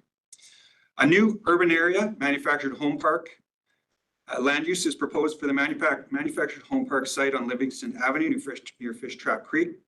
Draft updates open the door to townhouse and apartment concepts that integrate secured rental housing with substantial non-market and/or seniors housing. The draft sets the expectation for any future proposals to involve tenant engagement, considerate phasing that minimizes resident impacts and tenant assistance. It's a unique opportunity to realize housing types that are often difficult to make work on typical urban lands. The draft small-scale multi-unit housing, often referred to as SMU, the approaches outlined in the plan build significantly from engagement feedback to things we heard in previous project stages. The draft changes rename our Urban 3, Urban 4, Suburban, and Suburban large lot simply to SMU 1 to 4. It introduces stratification options for all of these areas, being a duplex option in most of them, a little bit more flexibility in number 1, SMU 1. It introduces coordinated zoning that would come forward with the OCP. It would confirm that we're not looking to require development permits for projects of 4 or fewer units. And it would increase subdivision lot size in the more urban zones. In general, the SMU approach increases flexibility the closer you are to the core of the city, with the greatest flexibility being in SMU 1. This is where all unit types would have the potential to be stratified except for secondary suites. Outside of the urban development boundary, residential designations are renamed so the plan no longer includes designations that straddle the urban and rural areas. For example, Urban 4 detached that is outside of the urban development boundary would now simply be referred to as suburban with the same permissions that they currently have. Suburban and urban large lot areas, and there are just a small pocket of those, would now be referred to as suburban hobby farm in the OCP, which would be consistent with their zoning. Looking now at employment lands, highlights include a new gateway commercial land use with tailored permissions and design expectations for select sites at key city entry points. Draft changes support hotels up to 6 stories. Updates introduce proposed refinements to the secondary commercial floor area in the commercial floor area limit in the urban area. Changes also introduce a new light industrial land use and zone to implement council's recent commercial truck parking strategy with new opportunities. It also includes policy to permit truck parking on surplus provincial highway lands without requiring an OCP amendment, and expansion of the health campus designation and an increase to the development potential to support this important use. Key land use plan changes for supporting lands include applying the civic institutional designation to city-owned sites at Marshall and Clearbrook Road, as well as Marshall Road and Abbotsford Way. This provides flexibility for future city building opportunities and uses that can support the local economy. For institutional draft changes, the draft plan adds options for non-market housing on place of worship sites, provides new school site criteria to support council decision-making in the future, and the draft includes a new and improved OCP map 8 that identifies general priority areas for future parks that considers the new land use plan. Part 4 of the OCP outlines a higher level policies that help implement the OCP big ideas. Highlights of key changes include a new section dedicated to the local economy, strengthened housing policy, new references that recognize the role of micromobility in our transportation system, so things such as e-scooters or e-bikes, new policies to support and guide the acquisition of parks, open space, and trails with new development, and enhanced policies related to arts, culture, and heritage. The draft includes several updates to development permit areas. More substantial changes include new and updated design guidance for multi-unit and mixed-use development, addressing and providing more guidance for things such as parking, amenity spaces, the ground orientation of units and tall buildings. It includes updated mapping, exemptions, and guidelines for the natural environment development permit areas and steep slope development permit area. To the extent possible, the draft includes coordinated zoning bylaw updates that will help implement the OCP and improve clarity. This includes several new zones and supporting text amendments with a few examples listed on the slide. That concludes the overall summary of the Stage 3 report, but I'd like to take a couple minutes to talk about what we are hoping to take forward for engagement in the coming month. So as mentioned, we're looking forward to getting out to engage the community on these draft changes from mid-May to late June. Consistent with the engagement strategy endorsed by council at the beginning of the OCP project, the next round would include continued connections with the general public, council committees, local First Nations, special interest organizations, and several external agencies. Stage 3 engagement will use a range of techniques to share the draft updates and seek feedback. You can see a few of them here, many of which you'll be familiar with. And pending council direction, we're preparing to host 6 open house events in locations across the city. We're planning to pop up at a range of community events such as the Mayor's Lunch tomorrow that'll run for water, local recreation centers, and the farmers market. We also recognize that public events can be busy, so we plan to offer opportunities near the end of the engagement period to have a coffee chat with a member of our project team in a quieter setting. Similar to past stages, a number of approaches will be used to raise awareness of opportunities to review the draft changes and provide feedback. Pending council direction to proceed, all open house dates will be published on the Let's Talk project page with newspaper advertisements, email blasts, and social media posts following shortly after. To conclude, pending council direction to proceed, next steps in the project will involve kicking off the Stage 3 engagement in coordination with the Mayor's Lunch tomorrow. This will involve launch of the updated Let's Talk page, launch of an online survey, and event advertising. Again, this will be followed by 6 open houses throughout the community. Those would start on May 24th, Saturday at Seven Oaks Mall. And we have 5 more concluding at High Street Shopping Center on June 20th. We're outside, so hopefully we get good weather again. Following engagement, staff will report back to council with the findings and any recommended refinements. This is all with the aim of presenting bylaws for council consideration before the legislated December 31st deadline. With that, it's recommended that council direct staff to undertake community engagement on the draft OCP and zoning bylaw changes outlined in the attached Stage 3 report. Thank you for your time today, council, and staff would be happy to take your questions. Good, thank you for the presentation. Moved by Councillor Sadhu, seconded by Councillor Beeson. Comments or questions? We'll go with Councillor Sadhu and we'll go down the list. Sadhu, Parkman, Beeson. Thank you, Mayor. Just a comment and a question. Great work. Kudos to staff. There's a lot of work that goes into this. It's well thought out, and I think developers and builders, consultants would like to see, will appreciate the document, knowing what's happening, where it's going to happen next few years. So great job. Question just in regards to the SMU 2, 3, and 4. If an individual goes to duplex route, does that need to be attached? Can it be detached if they're going down the strata route? Is that something that considered or is that talk? Yes, so there will be, bear with me a moment here if you don't mind, No problem. pulling up the section.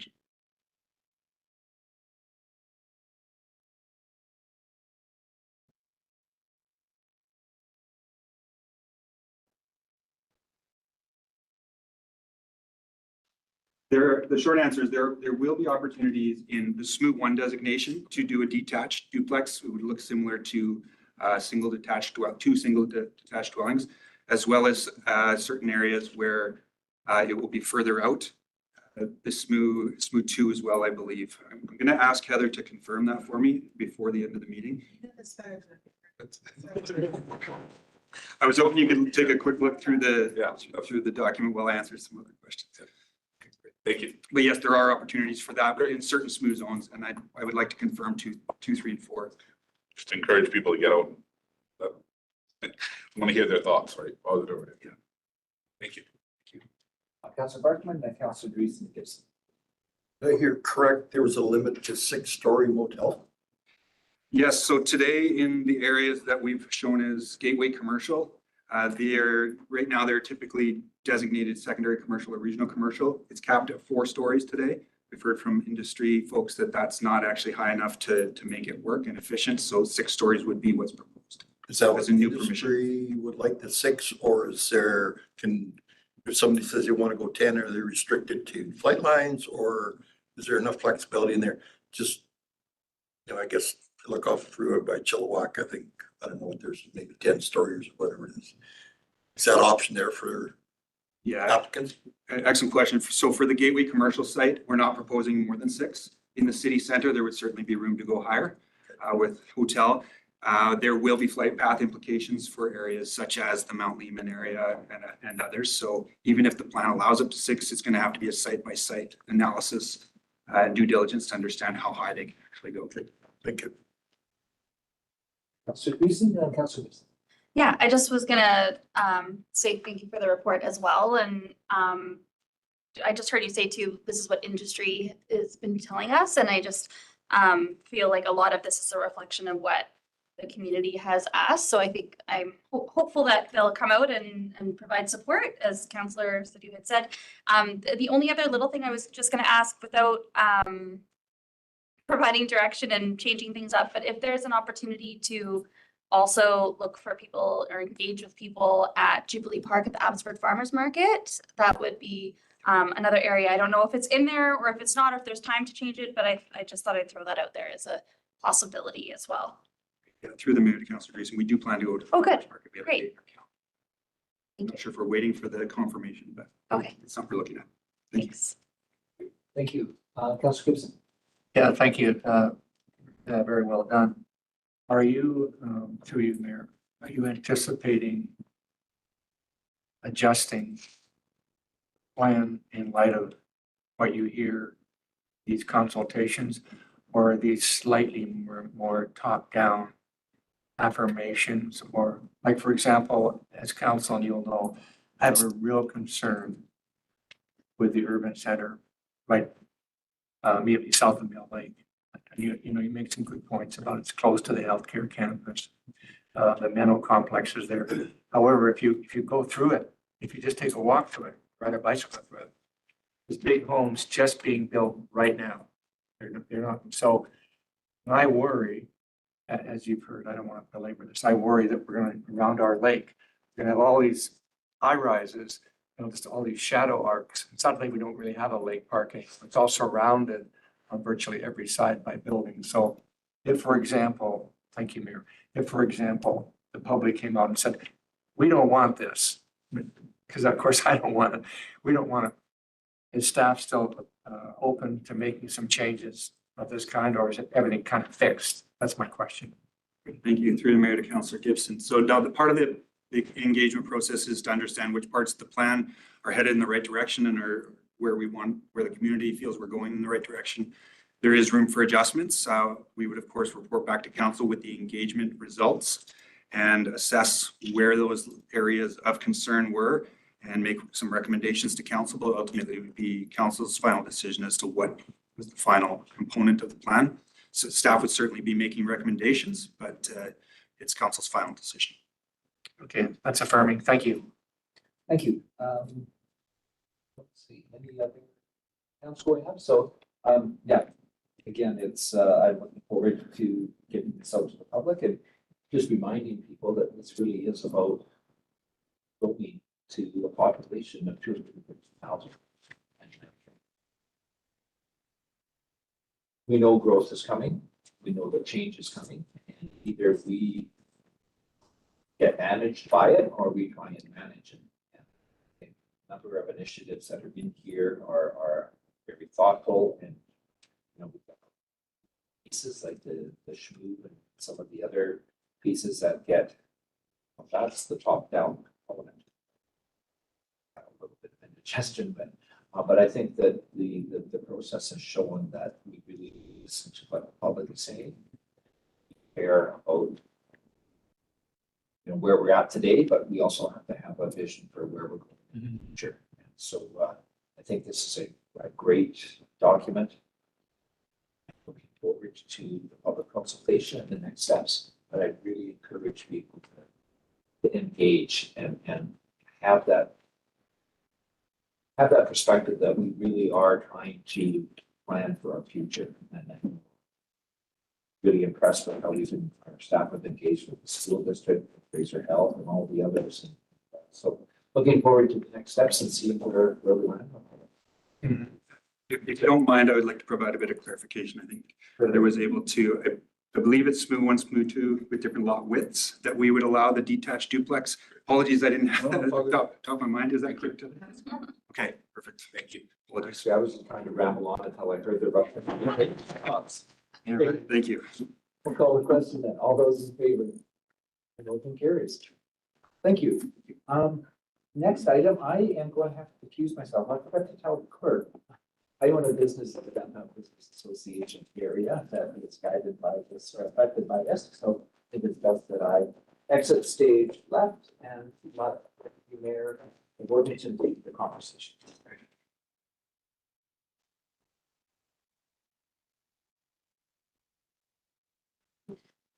Mayor has left the building, so calling item 7.5, please. All right, next is item 7.5. This is the Abbotsford East Downtown Business Improvement Area bylaw update. This is a bylaw update that community planning staff have been working on in response to items in the neighborhood plan, as well as conversations with the Downtown Business Association. So Director of Community Planning, Ms. Cower, will provide council with an update, and staff are available to answer any questions. Good afternoon. Here to ask council to consider undertaking amendments to the Abbotsford East Downtown Business Improvement Area bylaw and to conduct counter petition processes. The current bylaw, which was adopted in 2008 and renewed in 2018, helps fund the Abbotsford Downtown Business Association. Funding is based on a levy collected on properties within the BIA area, and currently the bylaw caps the total amount collected at $600,000, increased by 3% per year. Consideration of a bylaw amendment is before you now for two reasons. The first is that the implementation section of the Historic Downtown Neighborhood Plan anticipates an update to the bylaw. And the second is that the ADBA have asked that the city consider increasing the amount of money that can be collected. There's 4 proposed updates. One is to change the name of the bylaw. The second is to change the expiration period. So right now it's 20 years. We're proposing 10 years, and that would have it expire in 2035. The third is to change the boundary of the BIA and specifically to add 28 new properties to the boundary. The fourth is to increase the levy limit. So going from 600,000 to 757,000, maintaining that 3% per year increase. Staff will note that the proposed adjustment does not increase the expected levy for properties that are currently within the BIA. The additional revenue would be reflected in the new properties that are being proposed to be added. Staff conducted an initial notification and public information meeting related to this proposal back in November. We didn't have a lot of response. The response that we did get was positive, and we didn't get any notice of opposition to these proposals. So going forward, in terms of process, the community charter requires that before we amend the bylaw, we conduct 2 counter petition processes. The first one is asking the new property owners if they want to be in the BIA. And the second is to ask property owners if they're in favor of the levy increase. The timeframes on the slide represent our current anticipated timeline, but could change depending on the results of the counter petitions. And this slide represents our recommendations, and I'm glad to answer any questions. Very much. Do we have a mover on that? By Councillor Dreesen, seconded by Councillor Gibson. Thank you. Question, Councillor Gibson. Anyone else? These folks that are gonna be included in the new area, did they approach us? Is this of their own volition, or did we approach them? The ADBA approached us, but the property owners that we're proposing to add to the map did not approach us directly. So this counter petition will give them an opportunity to directly tell us whether they're in favor of it or not, being participating. Any other questions or comments? Very well, I will call the question. All in favor? It is passed unanimously. Thank you. Thank you for your presentation.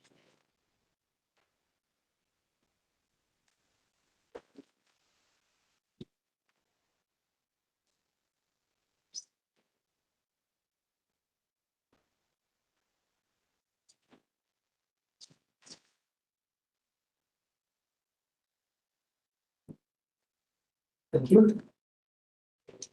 Great.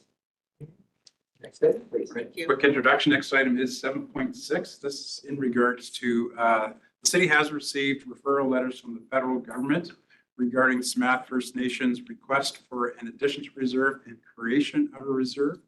And they're looking for a response from the city by May 25th. So this report outlines staff's review of that letter and 2 draft response letters that we're looking for your direction on. Again, Ms. Cower will provide an introduction, and staff are available to answer any questions.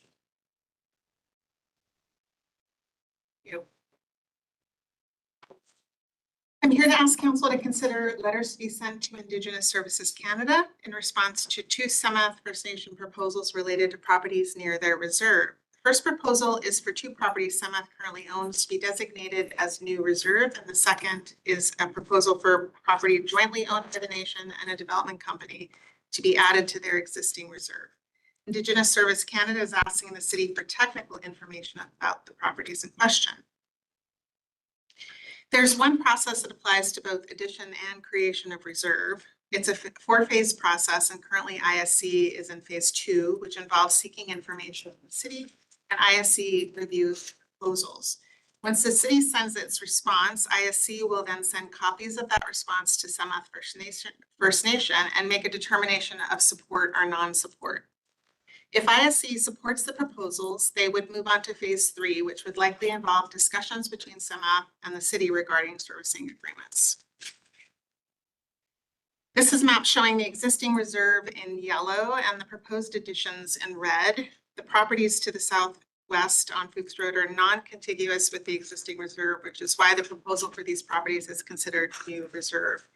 The Atkinson Road property on the northeast is for addition to reserve. However, Atkinson Road does separate the 2 properties.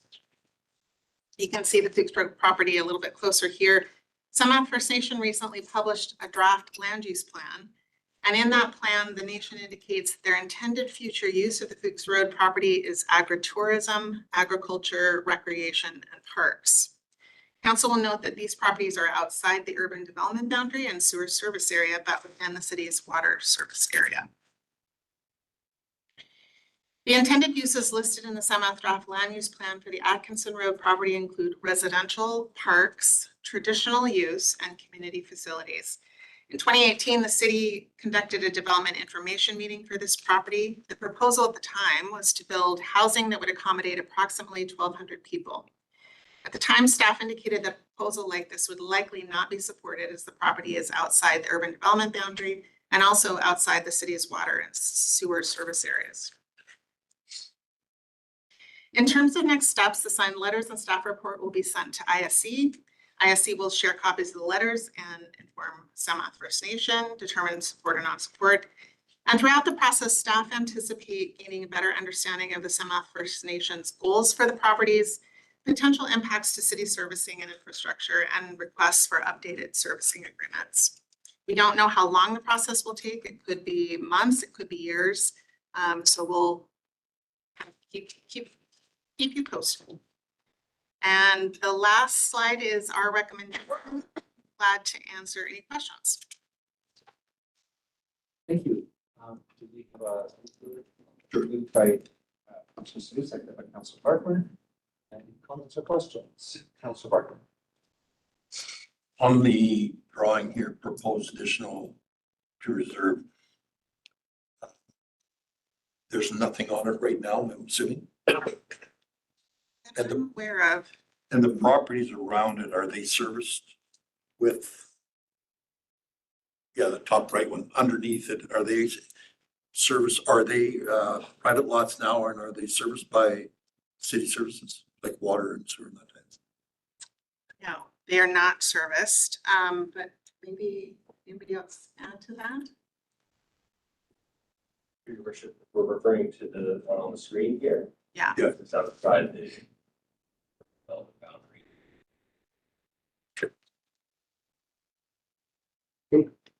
Any, Councilor Gibson? I guess the question I ask again is what's in it for us? Right? What is the benefit to us? And I look at the letter, it's well written, but it's quite vague, I think intentionally vague. So we're not quite, when they read it, they don't really know what our position is yet, is my understanding here. So at some point, we're going to have a position on this, but we're not there yet as I read this letter. Like the letter, it says we're willing to work with you, but it doesn't say anywhere, yeah, we're in. So when I drove by the property the other day, the land's facing freeway. Now I see at the end, on the eastern end, there's a car dealership going in or heavy equipment company going in. So I guess my worry is we want to work with these folks, but I worry that all of this is going to become industrial or something that's really inconsistent with our overall plan. And we want to work with the First Nations people, but we also want to look after our own interests as well. So, but again, I understand why the letter is written this way. It obfuscates, but I understand why. And I guess what I would say is that First Nations want to work with us, but they want to also have control over their land. So it's, they're asking, at this point, we would have to have, depending on what they plan to do, we would have to have service agreements, different items, what they want to do with the land. So that's why, I guess why the letter is a little vague.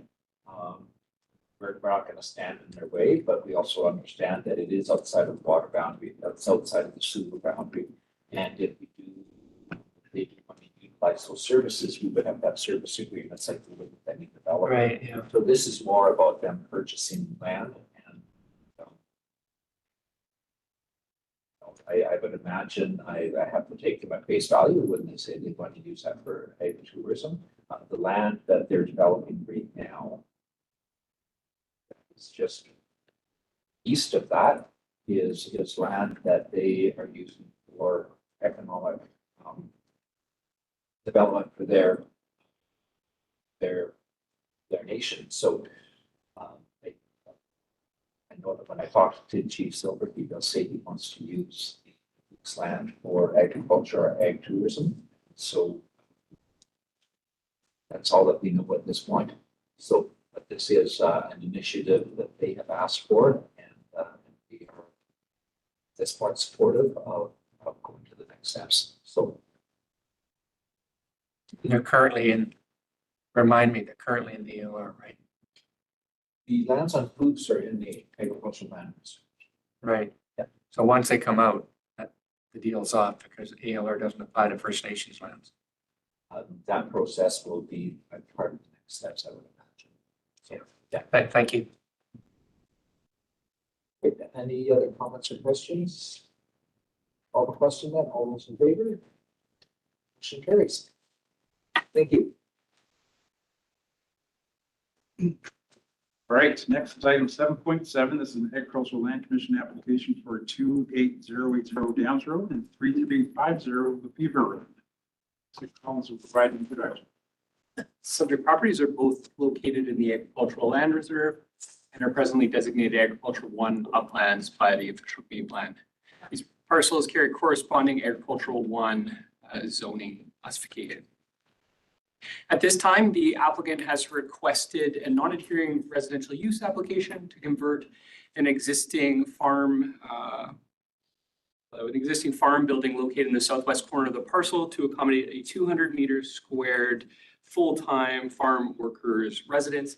If this is approved, the applicant has indicated an intent to house 8 full-time workers within that dwelling unit. Staff are recommending that this application be forwarded with support to the Agricultural Land Commission. So moved. Moved by Councillor Lowen, seconded by Mr. Gibson. Any questions? All those in favor? I think so. Motion. You're opposed? Yes. Councillor Barton is opposed. Any reasoning? Well, if the ALR is 100 or 90, whatever square, we're going up to 200. That's contrary to their own regulations. Is that correct? That will be for them to determine. So I think we're sending this to the Ag Committee. I think they're doing, they're considering the 2 pieces of property as. Well, that's why. Yeah, and that will be the land commission will be, so they're asking for a variance. Yeah. So that would be the land commission's decision. We're sending that on. But that's why. Okay, thank you. And next item, please. Next is item 7.8. This is an agricultural land commission application 30314 Sunset Crescent. Subject property is located northwest of the intersection of Downs Road and Mount Lehman Road. This property is also located in the ALR, although it's not a traditionally sized agricultural property. Property is designated agricultural 1 uplands in recognition that it is in the ALR and is also zoned agricultural 1 zone. In this instance, the applicant has requested non-adhering residential use permission to allow them to live in the existing home while they construct a new home on the subject property. In this instance, this proposal does not comply with council's standing resolution as the parcel does not have farm status. And as such, it's before council today for site-specific consideration. City staff are of the opinion that this complies with the general policies, the ag area policies, and as such, it should be forwarded to the Agricultural Land Commission with support. Moved by Councillor Sadhu, seconded by Councillor Ross. And any comments or questions? All those in favor? Motion carries. Next item, please. Thank you, Mr. Mayor. Item 8.1 is bylaw 3406/2023, which is amendment 529 to the city zoning bylaw for the property located at 2805 Mount Lehman Road. This bylaw is ready for adoption. Adoption moved by Councillor Ross, seconded by Councillor Gibson. All those in favor? Motion carries. Next item, please. Item 8.2 is bylaw 3647/2025, which is the 5-year financial plan bylaw 2025 to 2029. Number 3597, amendment bylaw 2025, number 3647. This bylaw is ready for adoption. Adoption has been moved by Councillor Barton, seconded by Councillor Sadhu. All those in favor? Next item, please. Item 8.3 is bylaw 3643/2025, which is the tax rates bylaw 2025. This bylaw is ready for adoption. Adoption has been moved by Councillor Ross, seconded by Councillor Gleason. Councillor Gleason. Yeah, just was wondering, once this is adopted, then for people who are wondering what their tax amount will be, that will be online, or can they already see? Can we already see? I've heard some comments just about people wondering when would be available. Yes, through the chair, tax rate notice are ready to go. As soon as the adoption dates Okay. will be uploaded online. Okay. Stop delivery.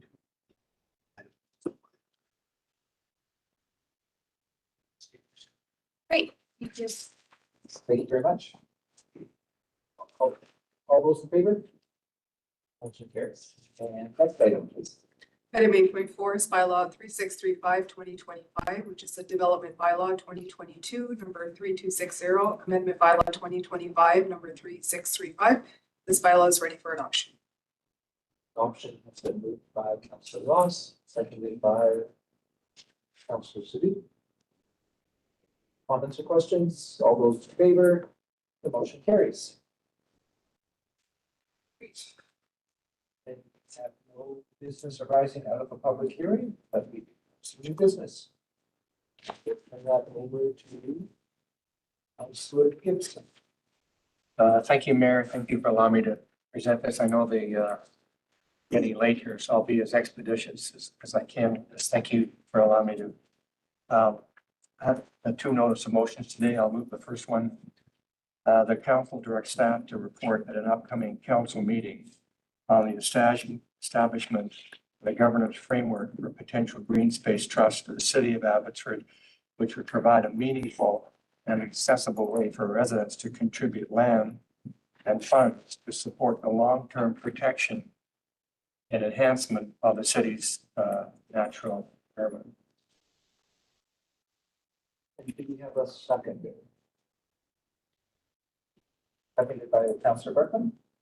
Thank you, and I'll speak to this briefly with your permission, Mayor. Sure. So the private sector does an admirable job of building homes, condos and townhouses, office buildings, shopping centers, parking lots, and on contract roads and sidewalks for our city. But what will be our legacy as a council?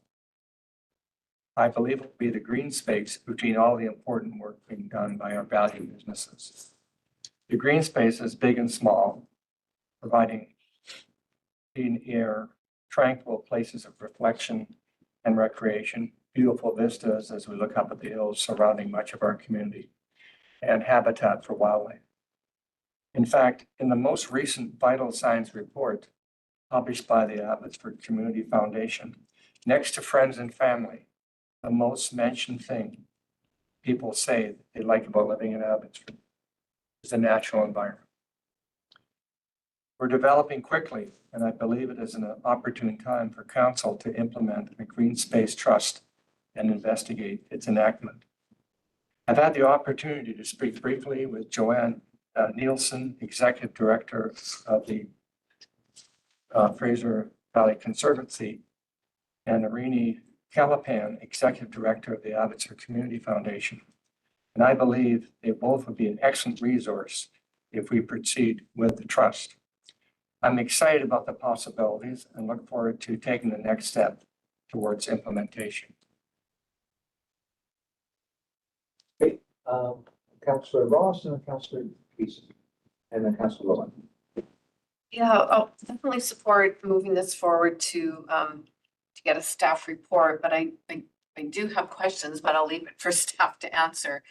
But in terms of our capacity to be able to do this, what it might cost, whether there's what kind of staff time would be necessary. So, but I don't want to prejudge it till we get that staff report. But I know our staff are workloaded to the hilt and they've already got their hands full. So I do worry about our capacity, but I'm not going to determine that before staff say anything about it. But if we do move down this road, I think it is very important that we work very closely with the Fraser Valley Conservancy. They have a wealth of knowledge and they would have suggestions for us. Maybe this is something they could work on us with. So I wouldn't want to do this without working very closely with them. Councillor Beeson and then Councillor Lowen.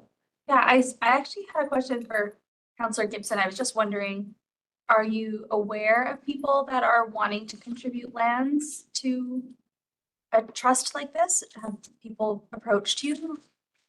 Like, I'm trying to gauge whether there's a need. I understand the idea behind it, but I'm just trying to understand, see if this is something that we have people approaching you, or I'm not aware of anybody who's approached me or others, so I just was wondering. Like kind of which comes first, right? If we have this available, other communities already have it. As a matter of fact, we may be able to efficiently adopt something done by another community, just basically have it here. But which comes first? Yeah, nobody has come to me asking that. On the other hand, once we have this in place and promote it, suddenly people realize, I've got some land I'd like to donate. Or it can also be done as a legacy too. Somebody passes away and their land is available. It can be donated to the city. It's a very exciting initiative once the public gets a hold of it and appreciates the benefit to our community. Maybe, but before I get to Councilor Lowen, I did a little bit of digging just because we have a strategic plan, and I guess I was just caught a little off guard because we've addressed quite a bit of this already in our strategic plan, and we're well aware of vital signs and all of those things. So I do just a little bit, and I'm not convinced that forming a trust for either is necessary, because the main reason to set up a land trust would be to receive, donations of land and provide, tax donor with a tax deductible receipt. And the city can already do that and does provide tax deductible receipts for that type of land. And that happens from time to time when we do developments. I think there was a site in the Key Peak that they donated some land. And as for residents seeking to donate funds to the city to benefit parkland, we already have a fund in place for that. So the city can provide a tax deductible receipt for the donor and hold funding in a designated capital reserve for the purpose of funding parks or green space projects. So the city has 2 restricted dedicated accounts for this purpose already. For parkland acquisition, and one is the Parkland Acquisition Reserve Fund. This reserve fund contains funds generated from the city's sale of parkland, with the purpose that those funds must be used to purchase more parkland. So that is what we've done around Mill Lake Park, and that's how we've expanded the park over the years. And we've got other acquisitions that we're doing in some key areas. And then we also have the cash in lieu for parks and green space. So either of these could be used. So I think we're already, staff can do a more fulsome report, but is to Councillor Ross's point, staff are already working on the 41 action plans, and we moved a whole host of things forward again here. We are purchasing more parkland we've got that proposal on the corner of King and Mackenzie. We've already Carroll Ranch area, a lot of green space already in that area in the Key Peak. Neighborhood plan, we've addressed some of these issues. So I'm just not sure, to send staff down that path. I think we've already got the tools in place. The pieces of the puzzle are already there. So I appreciate the initiative, but I think we've already got this covered and we're working towards that. But, yes, and then I'll let you answer, and then I'll go to Councillor Lowen. Well, it's an interesting comment you make, Mayor, because when I spoke with Joanne Nielsen, the executive director of the Fraser Valley Conservancy, she was really interested in it. She's very supportive. I'll let her speak for herself, but she was very encouraging. We may have a lot of the mechanisms available, but the public doesn't really know about it. That's why this is the benefit. It creates something, a brand we can take out to the public. Other communities already do this. Now, as you state, maybe a lot of this is already being done, which makes it very easy for staff then to implement this. If it's already being done, it's just a matter of putting it together in a package and letting the public know about it. So I have some sympathy with your comments, but we're not really promoting it right now. Maybe that's the difference. And I'm excited about this because this is something we can take out to the public and say, here's what we're doing, and people can get involved in the vortex of this. Councillor Lloyd. Thank you, Mayor. Well, you preempted a good part of what I was going to say. My concerns are similar to Councillor Rouse's, what she raised, and that is we as a council adopted a strategic plan, as you say, with 41 action plans. And for me, the thought that any one of those would get bumped because of a new task put on our staff midway through concerns me. So, I mean, we could vote on the motion and I would vote against it. However, I'm prepared to move an amendment that would postpone this to the end of this present term, subject to available staff resources or resource time. And in barring that, if they run out of time, then this might be an item for inclusion in next council's strategic plan for the next term. But I'm not in support of staff working on this now. Given what I've heard here, what the mayor said, and given the fact that we have a Fraser Valley Conservancy, and by the way, a Nature Trust of BC and a Land Trust of BC, I think all of which work together council with municipal governments for this express purpose. So I'm not as keen on establishing our own trust, although it's a very worthy objective. So I'm not sure how to proceed. If we want to entertain a motion to postpone to the end of the term, I'm prepared to make it, or subject to staff available time at the end of this council's present term. So moved. If there's no seconder, fine. I'll let it die on the table as an amendment. Is there a seconder? Okay. Well, now so we have a seconder, so now we'll have debate on the amendment, which is to postpone to the end of this present council's terms and will be acted on by staff subject to availability of staff time. Councilor Walker. Do we have strategic planning set for this fall? Is that something in our calendar? Yeah, strategic plan, we do a review generally in the fall. I think that city manager, we do a sort of a check-in with our strategic plan generally in September, October. That's correct, fall, sir. Okay, and then we can either add or subtract things at that point. We usually say, are we going too quick, too fast? Is there more things we want to add? Is there things we want to take out that are already addressed? That's correct. That's correct. Okay. May I will withdraw my motion, knowing that. I appreciate that. That's a constructive idea. That we'll leave it for then. So I withdraw my motion. Okay. And secondary, you don't have a choice. No problem. Okay. So Councillor Barkman did have his hand up. Yes. So absolutely. And then we'll go back to you just after, because I know now we're going back to the main motions. Okay. Councillor Barkman. So my comment is short. Having heard what you said about having a whole bunch of things in place, is there a reason why these two ideas can't partner together? Yeah. Already there. From what I hear you say is that our staff has gone down a whole bunch of paths that Councillor Gibson is already talking about. So I think maybe what he's doing or suggesting. We haven't gone down any paths. These are mechanisms that are already utilized and in place. So, and I think what I'm hearing from Councillor Workington is that perhaps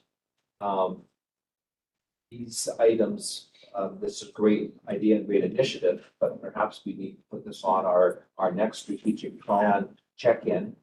By then, staff can do a little bit more research and see, is this something that needs to be done or is it adequately covered?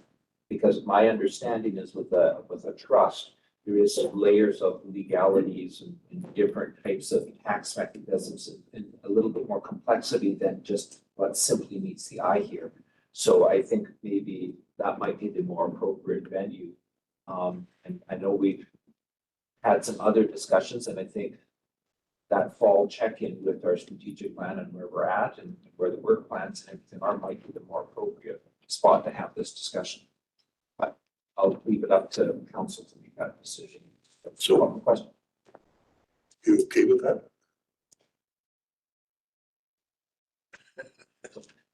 Maybe I'll let Miss, are you, did you have any more questions? Or Well, comments? no, if I second the motion and So I appreciate the motion on Dave. I just wondered if Councillor Gibson had a. And then I'll let Councillor Workington ask his question. So did you have a? Well, further to Councillor Barton's comment, in your remarks, he said we're pretty well doing all this anyway. That was the gist of your comment. However, even though we're doing it, we're going to vote, I'm not going to support this. It seems kind of surprising to me. I put some time into this. I talked to people about it. It's something we can do. Other communities are doing it. We can take their information and just bring it over here. We don't have to put a lot of work into this.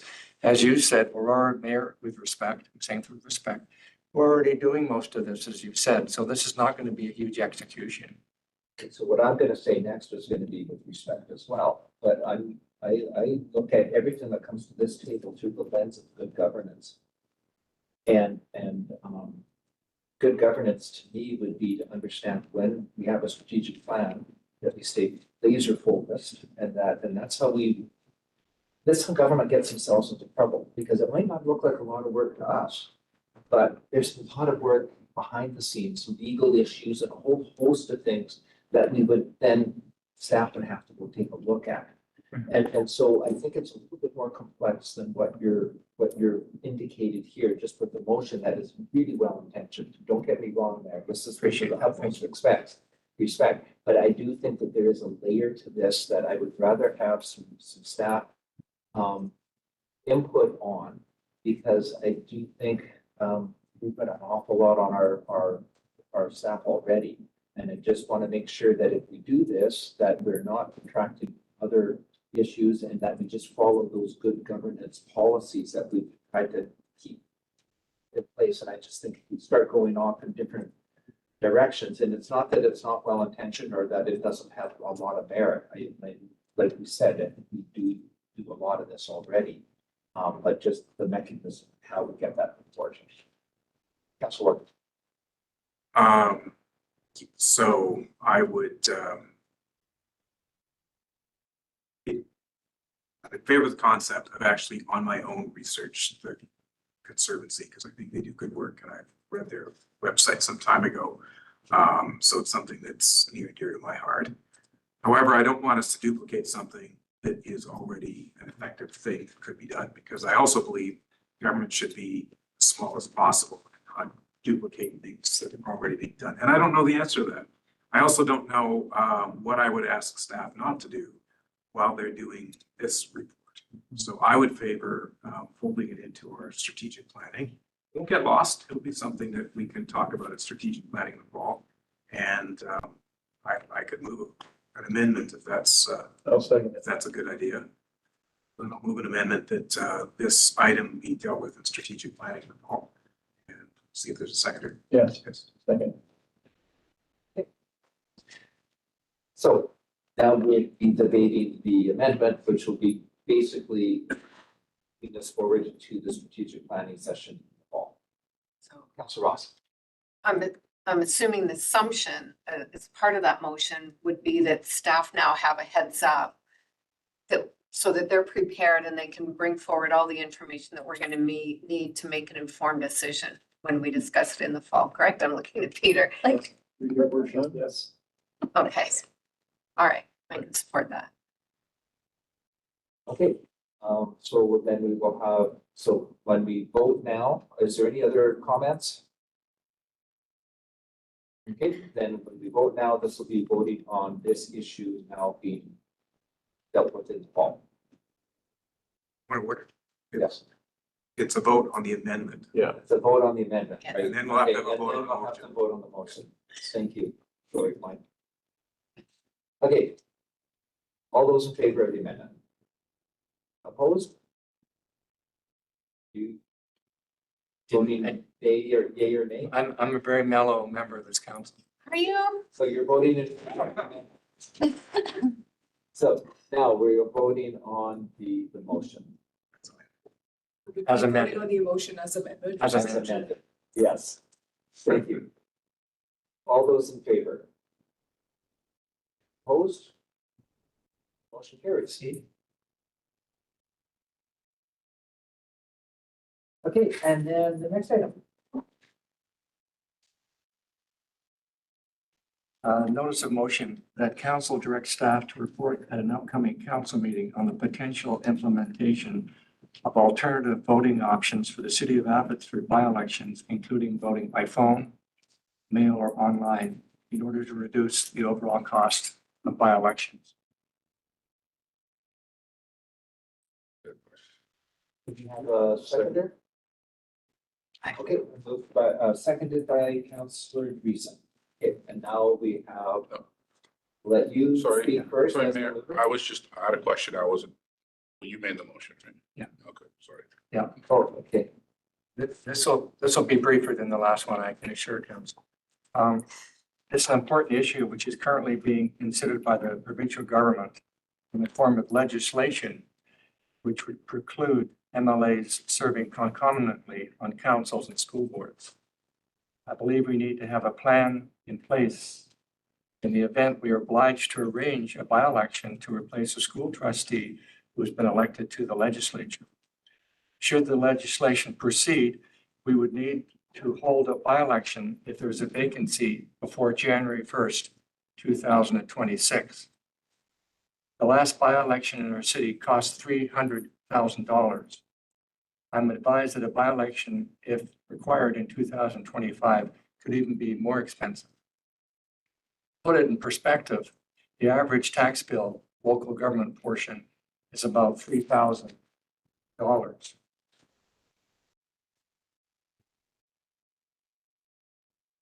I had the opportunity to speak with Mayor Richard Stewart of Coquitlam at a recent municipal conference, and he expressed an interest in finding a more economical approach to funding by-elections imposed on us by the province. In our case, I understand should a by-election be required, our staff would administer the election with the school board paying the cost.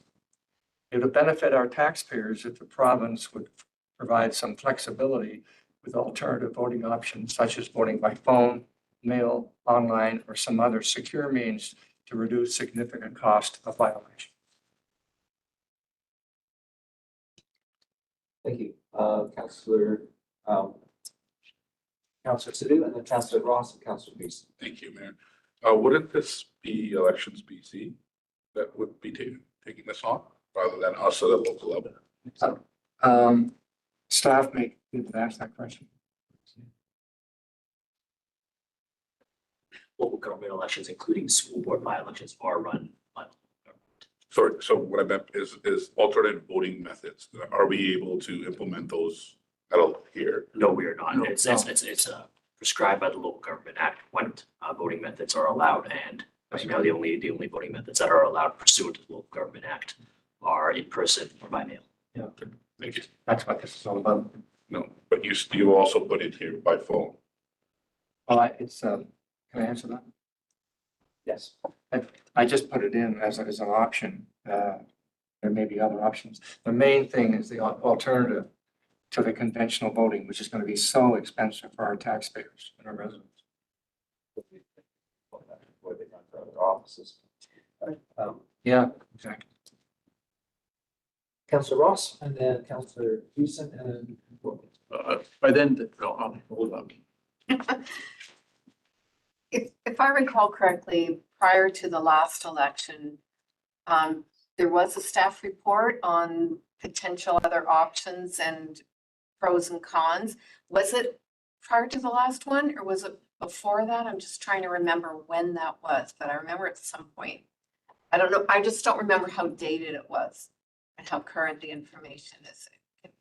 Mr. Sparenese, do you recall? Through your worship, no, I don't recollect that. You don't? Okay. And it must have I been think that prior was to for the last. by-election that we had for LA's, and because he was on council and then he got elected. Yeah, no, I wasn't speaking specifically to by-elections, but just in regards to these alternative methods of voting. And that was part of some report. Sorry, I don't remember how far back it was. Maybe it was too long ago. I was just thinking, if it wasn't too far back, maybe we could dredge it up and update it. Councillor Dreesen and then Councillor Wood. Yeah, I leaning towards being in favor of this motion. I think it's just asking for a report for information. It's not saying that we're going to make any changes, but it seems like it could be worthwhile if it's going to save taxpayer dollars in the long run. So I say feel otherwise. I think it's worth it could be worth staff time to look into. So, or pulling up an old report, especially knowing that there might be an old report that can be updated or revised. Okay, maybe I'll just jump in and then I'll go to Councillor Wood. But again, I appreciate the sentiments, but we're getting out of our lane here. This is something I think is best done through the LMLGA, and talking to Mayor Stewart is great. But you know, the challenge again is that we're taking on something here that is beyond our. This is an LMLGA issue, and UBCM issue. And I think the proper, again, through proper governance and proper protocols, is we would bring a motion forward or support a motion that Coquitlam is going to bring forward that would go through the proper channels, go up to the UBCM. You know, we could spend again. We need to stay laser focused on our work that we have. Again, we're going down a path that is best done by other levels of local government, and because anything that we invest in right now is not going to change the election that's going to be coming for the by-election. That's going to take probably a few years in the process. And that's something that we collectively, that's why we have those area, regional areas, and why we have the UBCM. They work to address issues that are in the Local Government Act and work with Elections BC on some of those. So I think I don't mind us supporting a motion, or when the proper time comes for us to do motions to those UBCM, that we would do that appropriately through that. And I know that Councillor Ross has served on both the LMLG and the UBCM. Still am. And I think that's probably more appropriate, because we're not the only local government that's frustrated with this.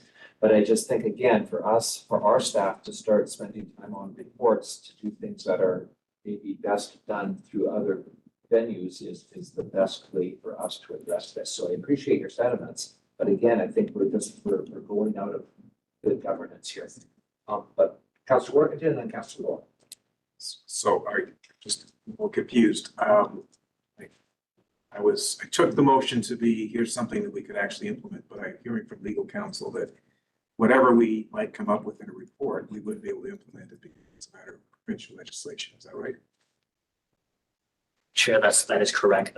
And UBCM actually in the last year there was a resolution adopted from the District of North Vancouver where UBCM suggested a resolution to the province to say, could you please update your legislation to allow for online voting, for example? Provinces are responding to that resolution. So on that basis, I don't consider it. I would vote against it. My thoughts exactly.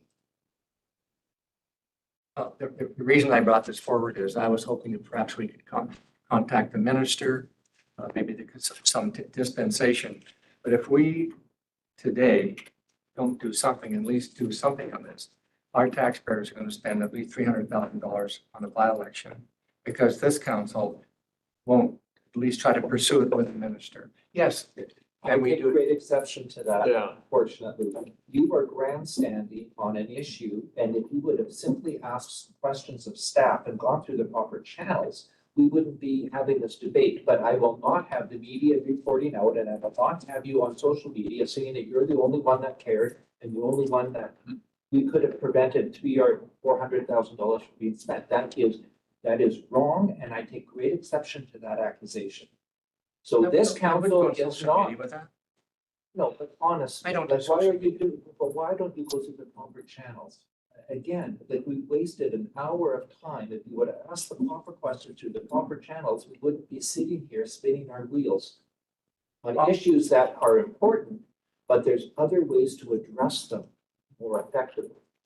I thought this council could communicate with the minister. If you don't want to do that, I'm not trying to grandstand here. That's not my style. But then why are you doing it through notice of motion and not through proper channels? Anyways, Councillor Ross? Well, I just want to point out that even if we pass this motion today and we talk to a minister, nothing is going to change in time for the next by-election. So it would cost us regardless. I call the question then. All those in favor? Opposed? Thank you. I will entertain what business. I will entertain a motion to adjourn. So moved. By Councillor Gibson, seconded by Councillor Parkman, and all those in favor.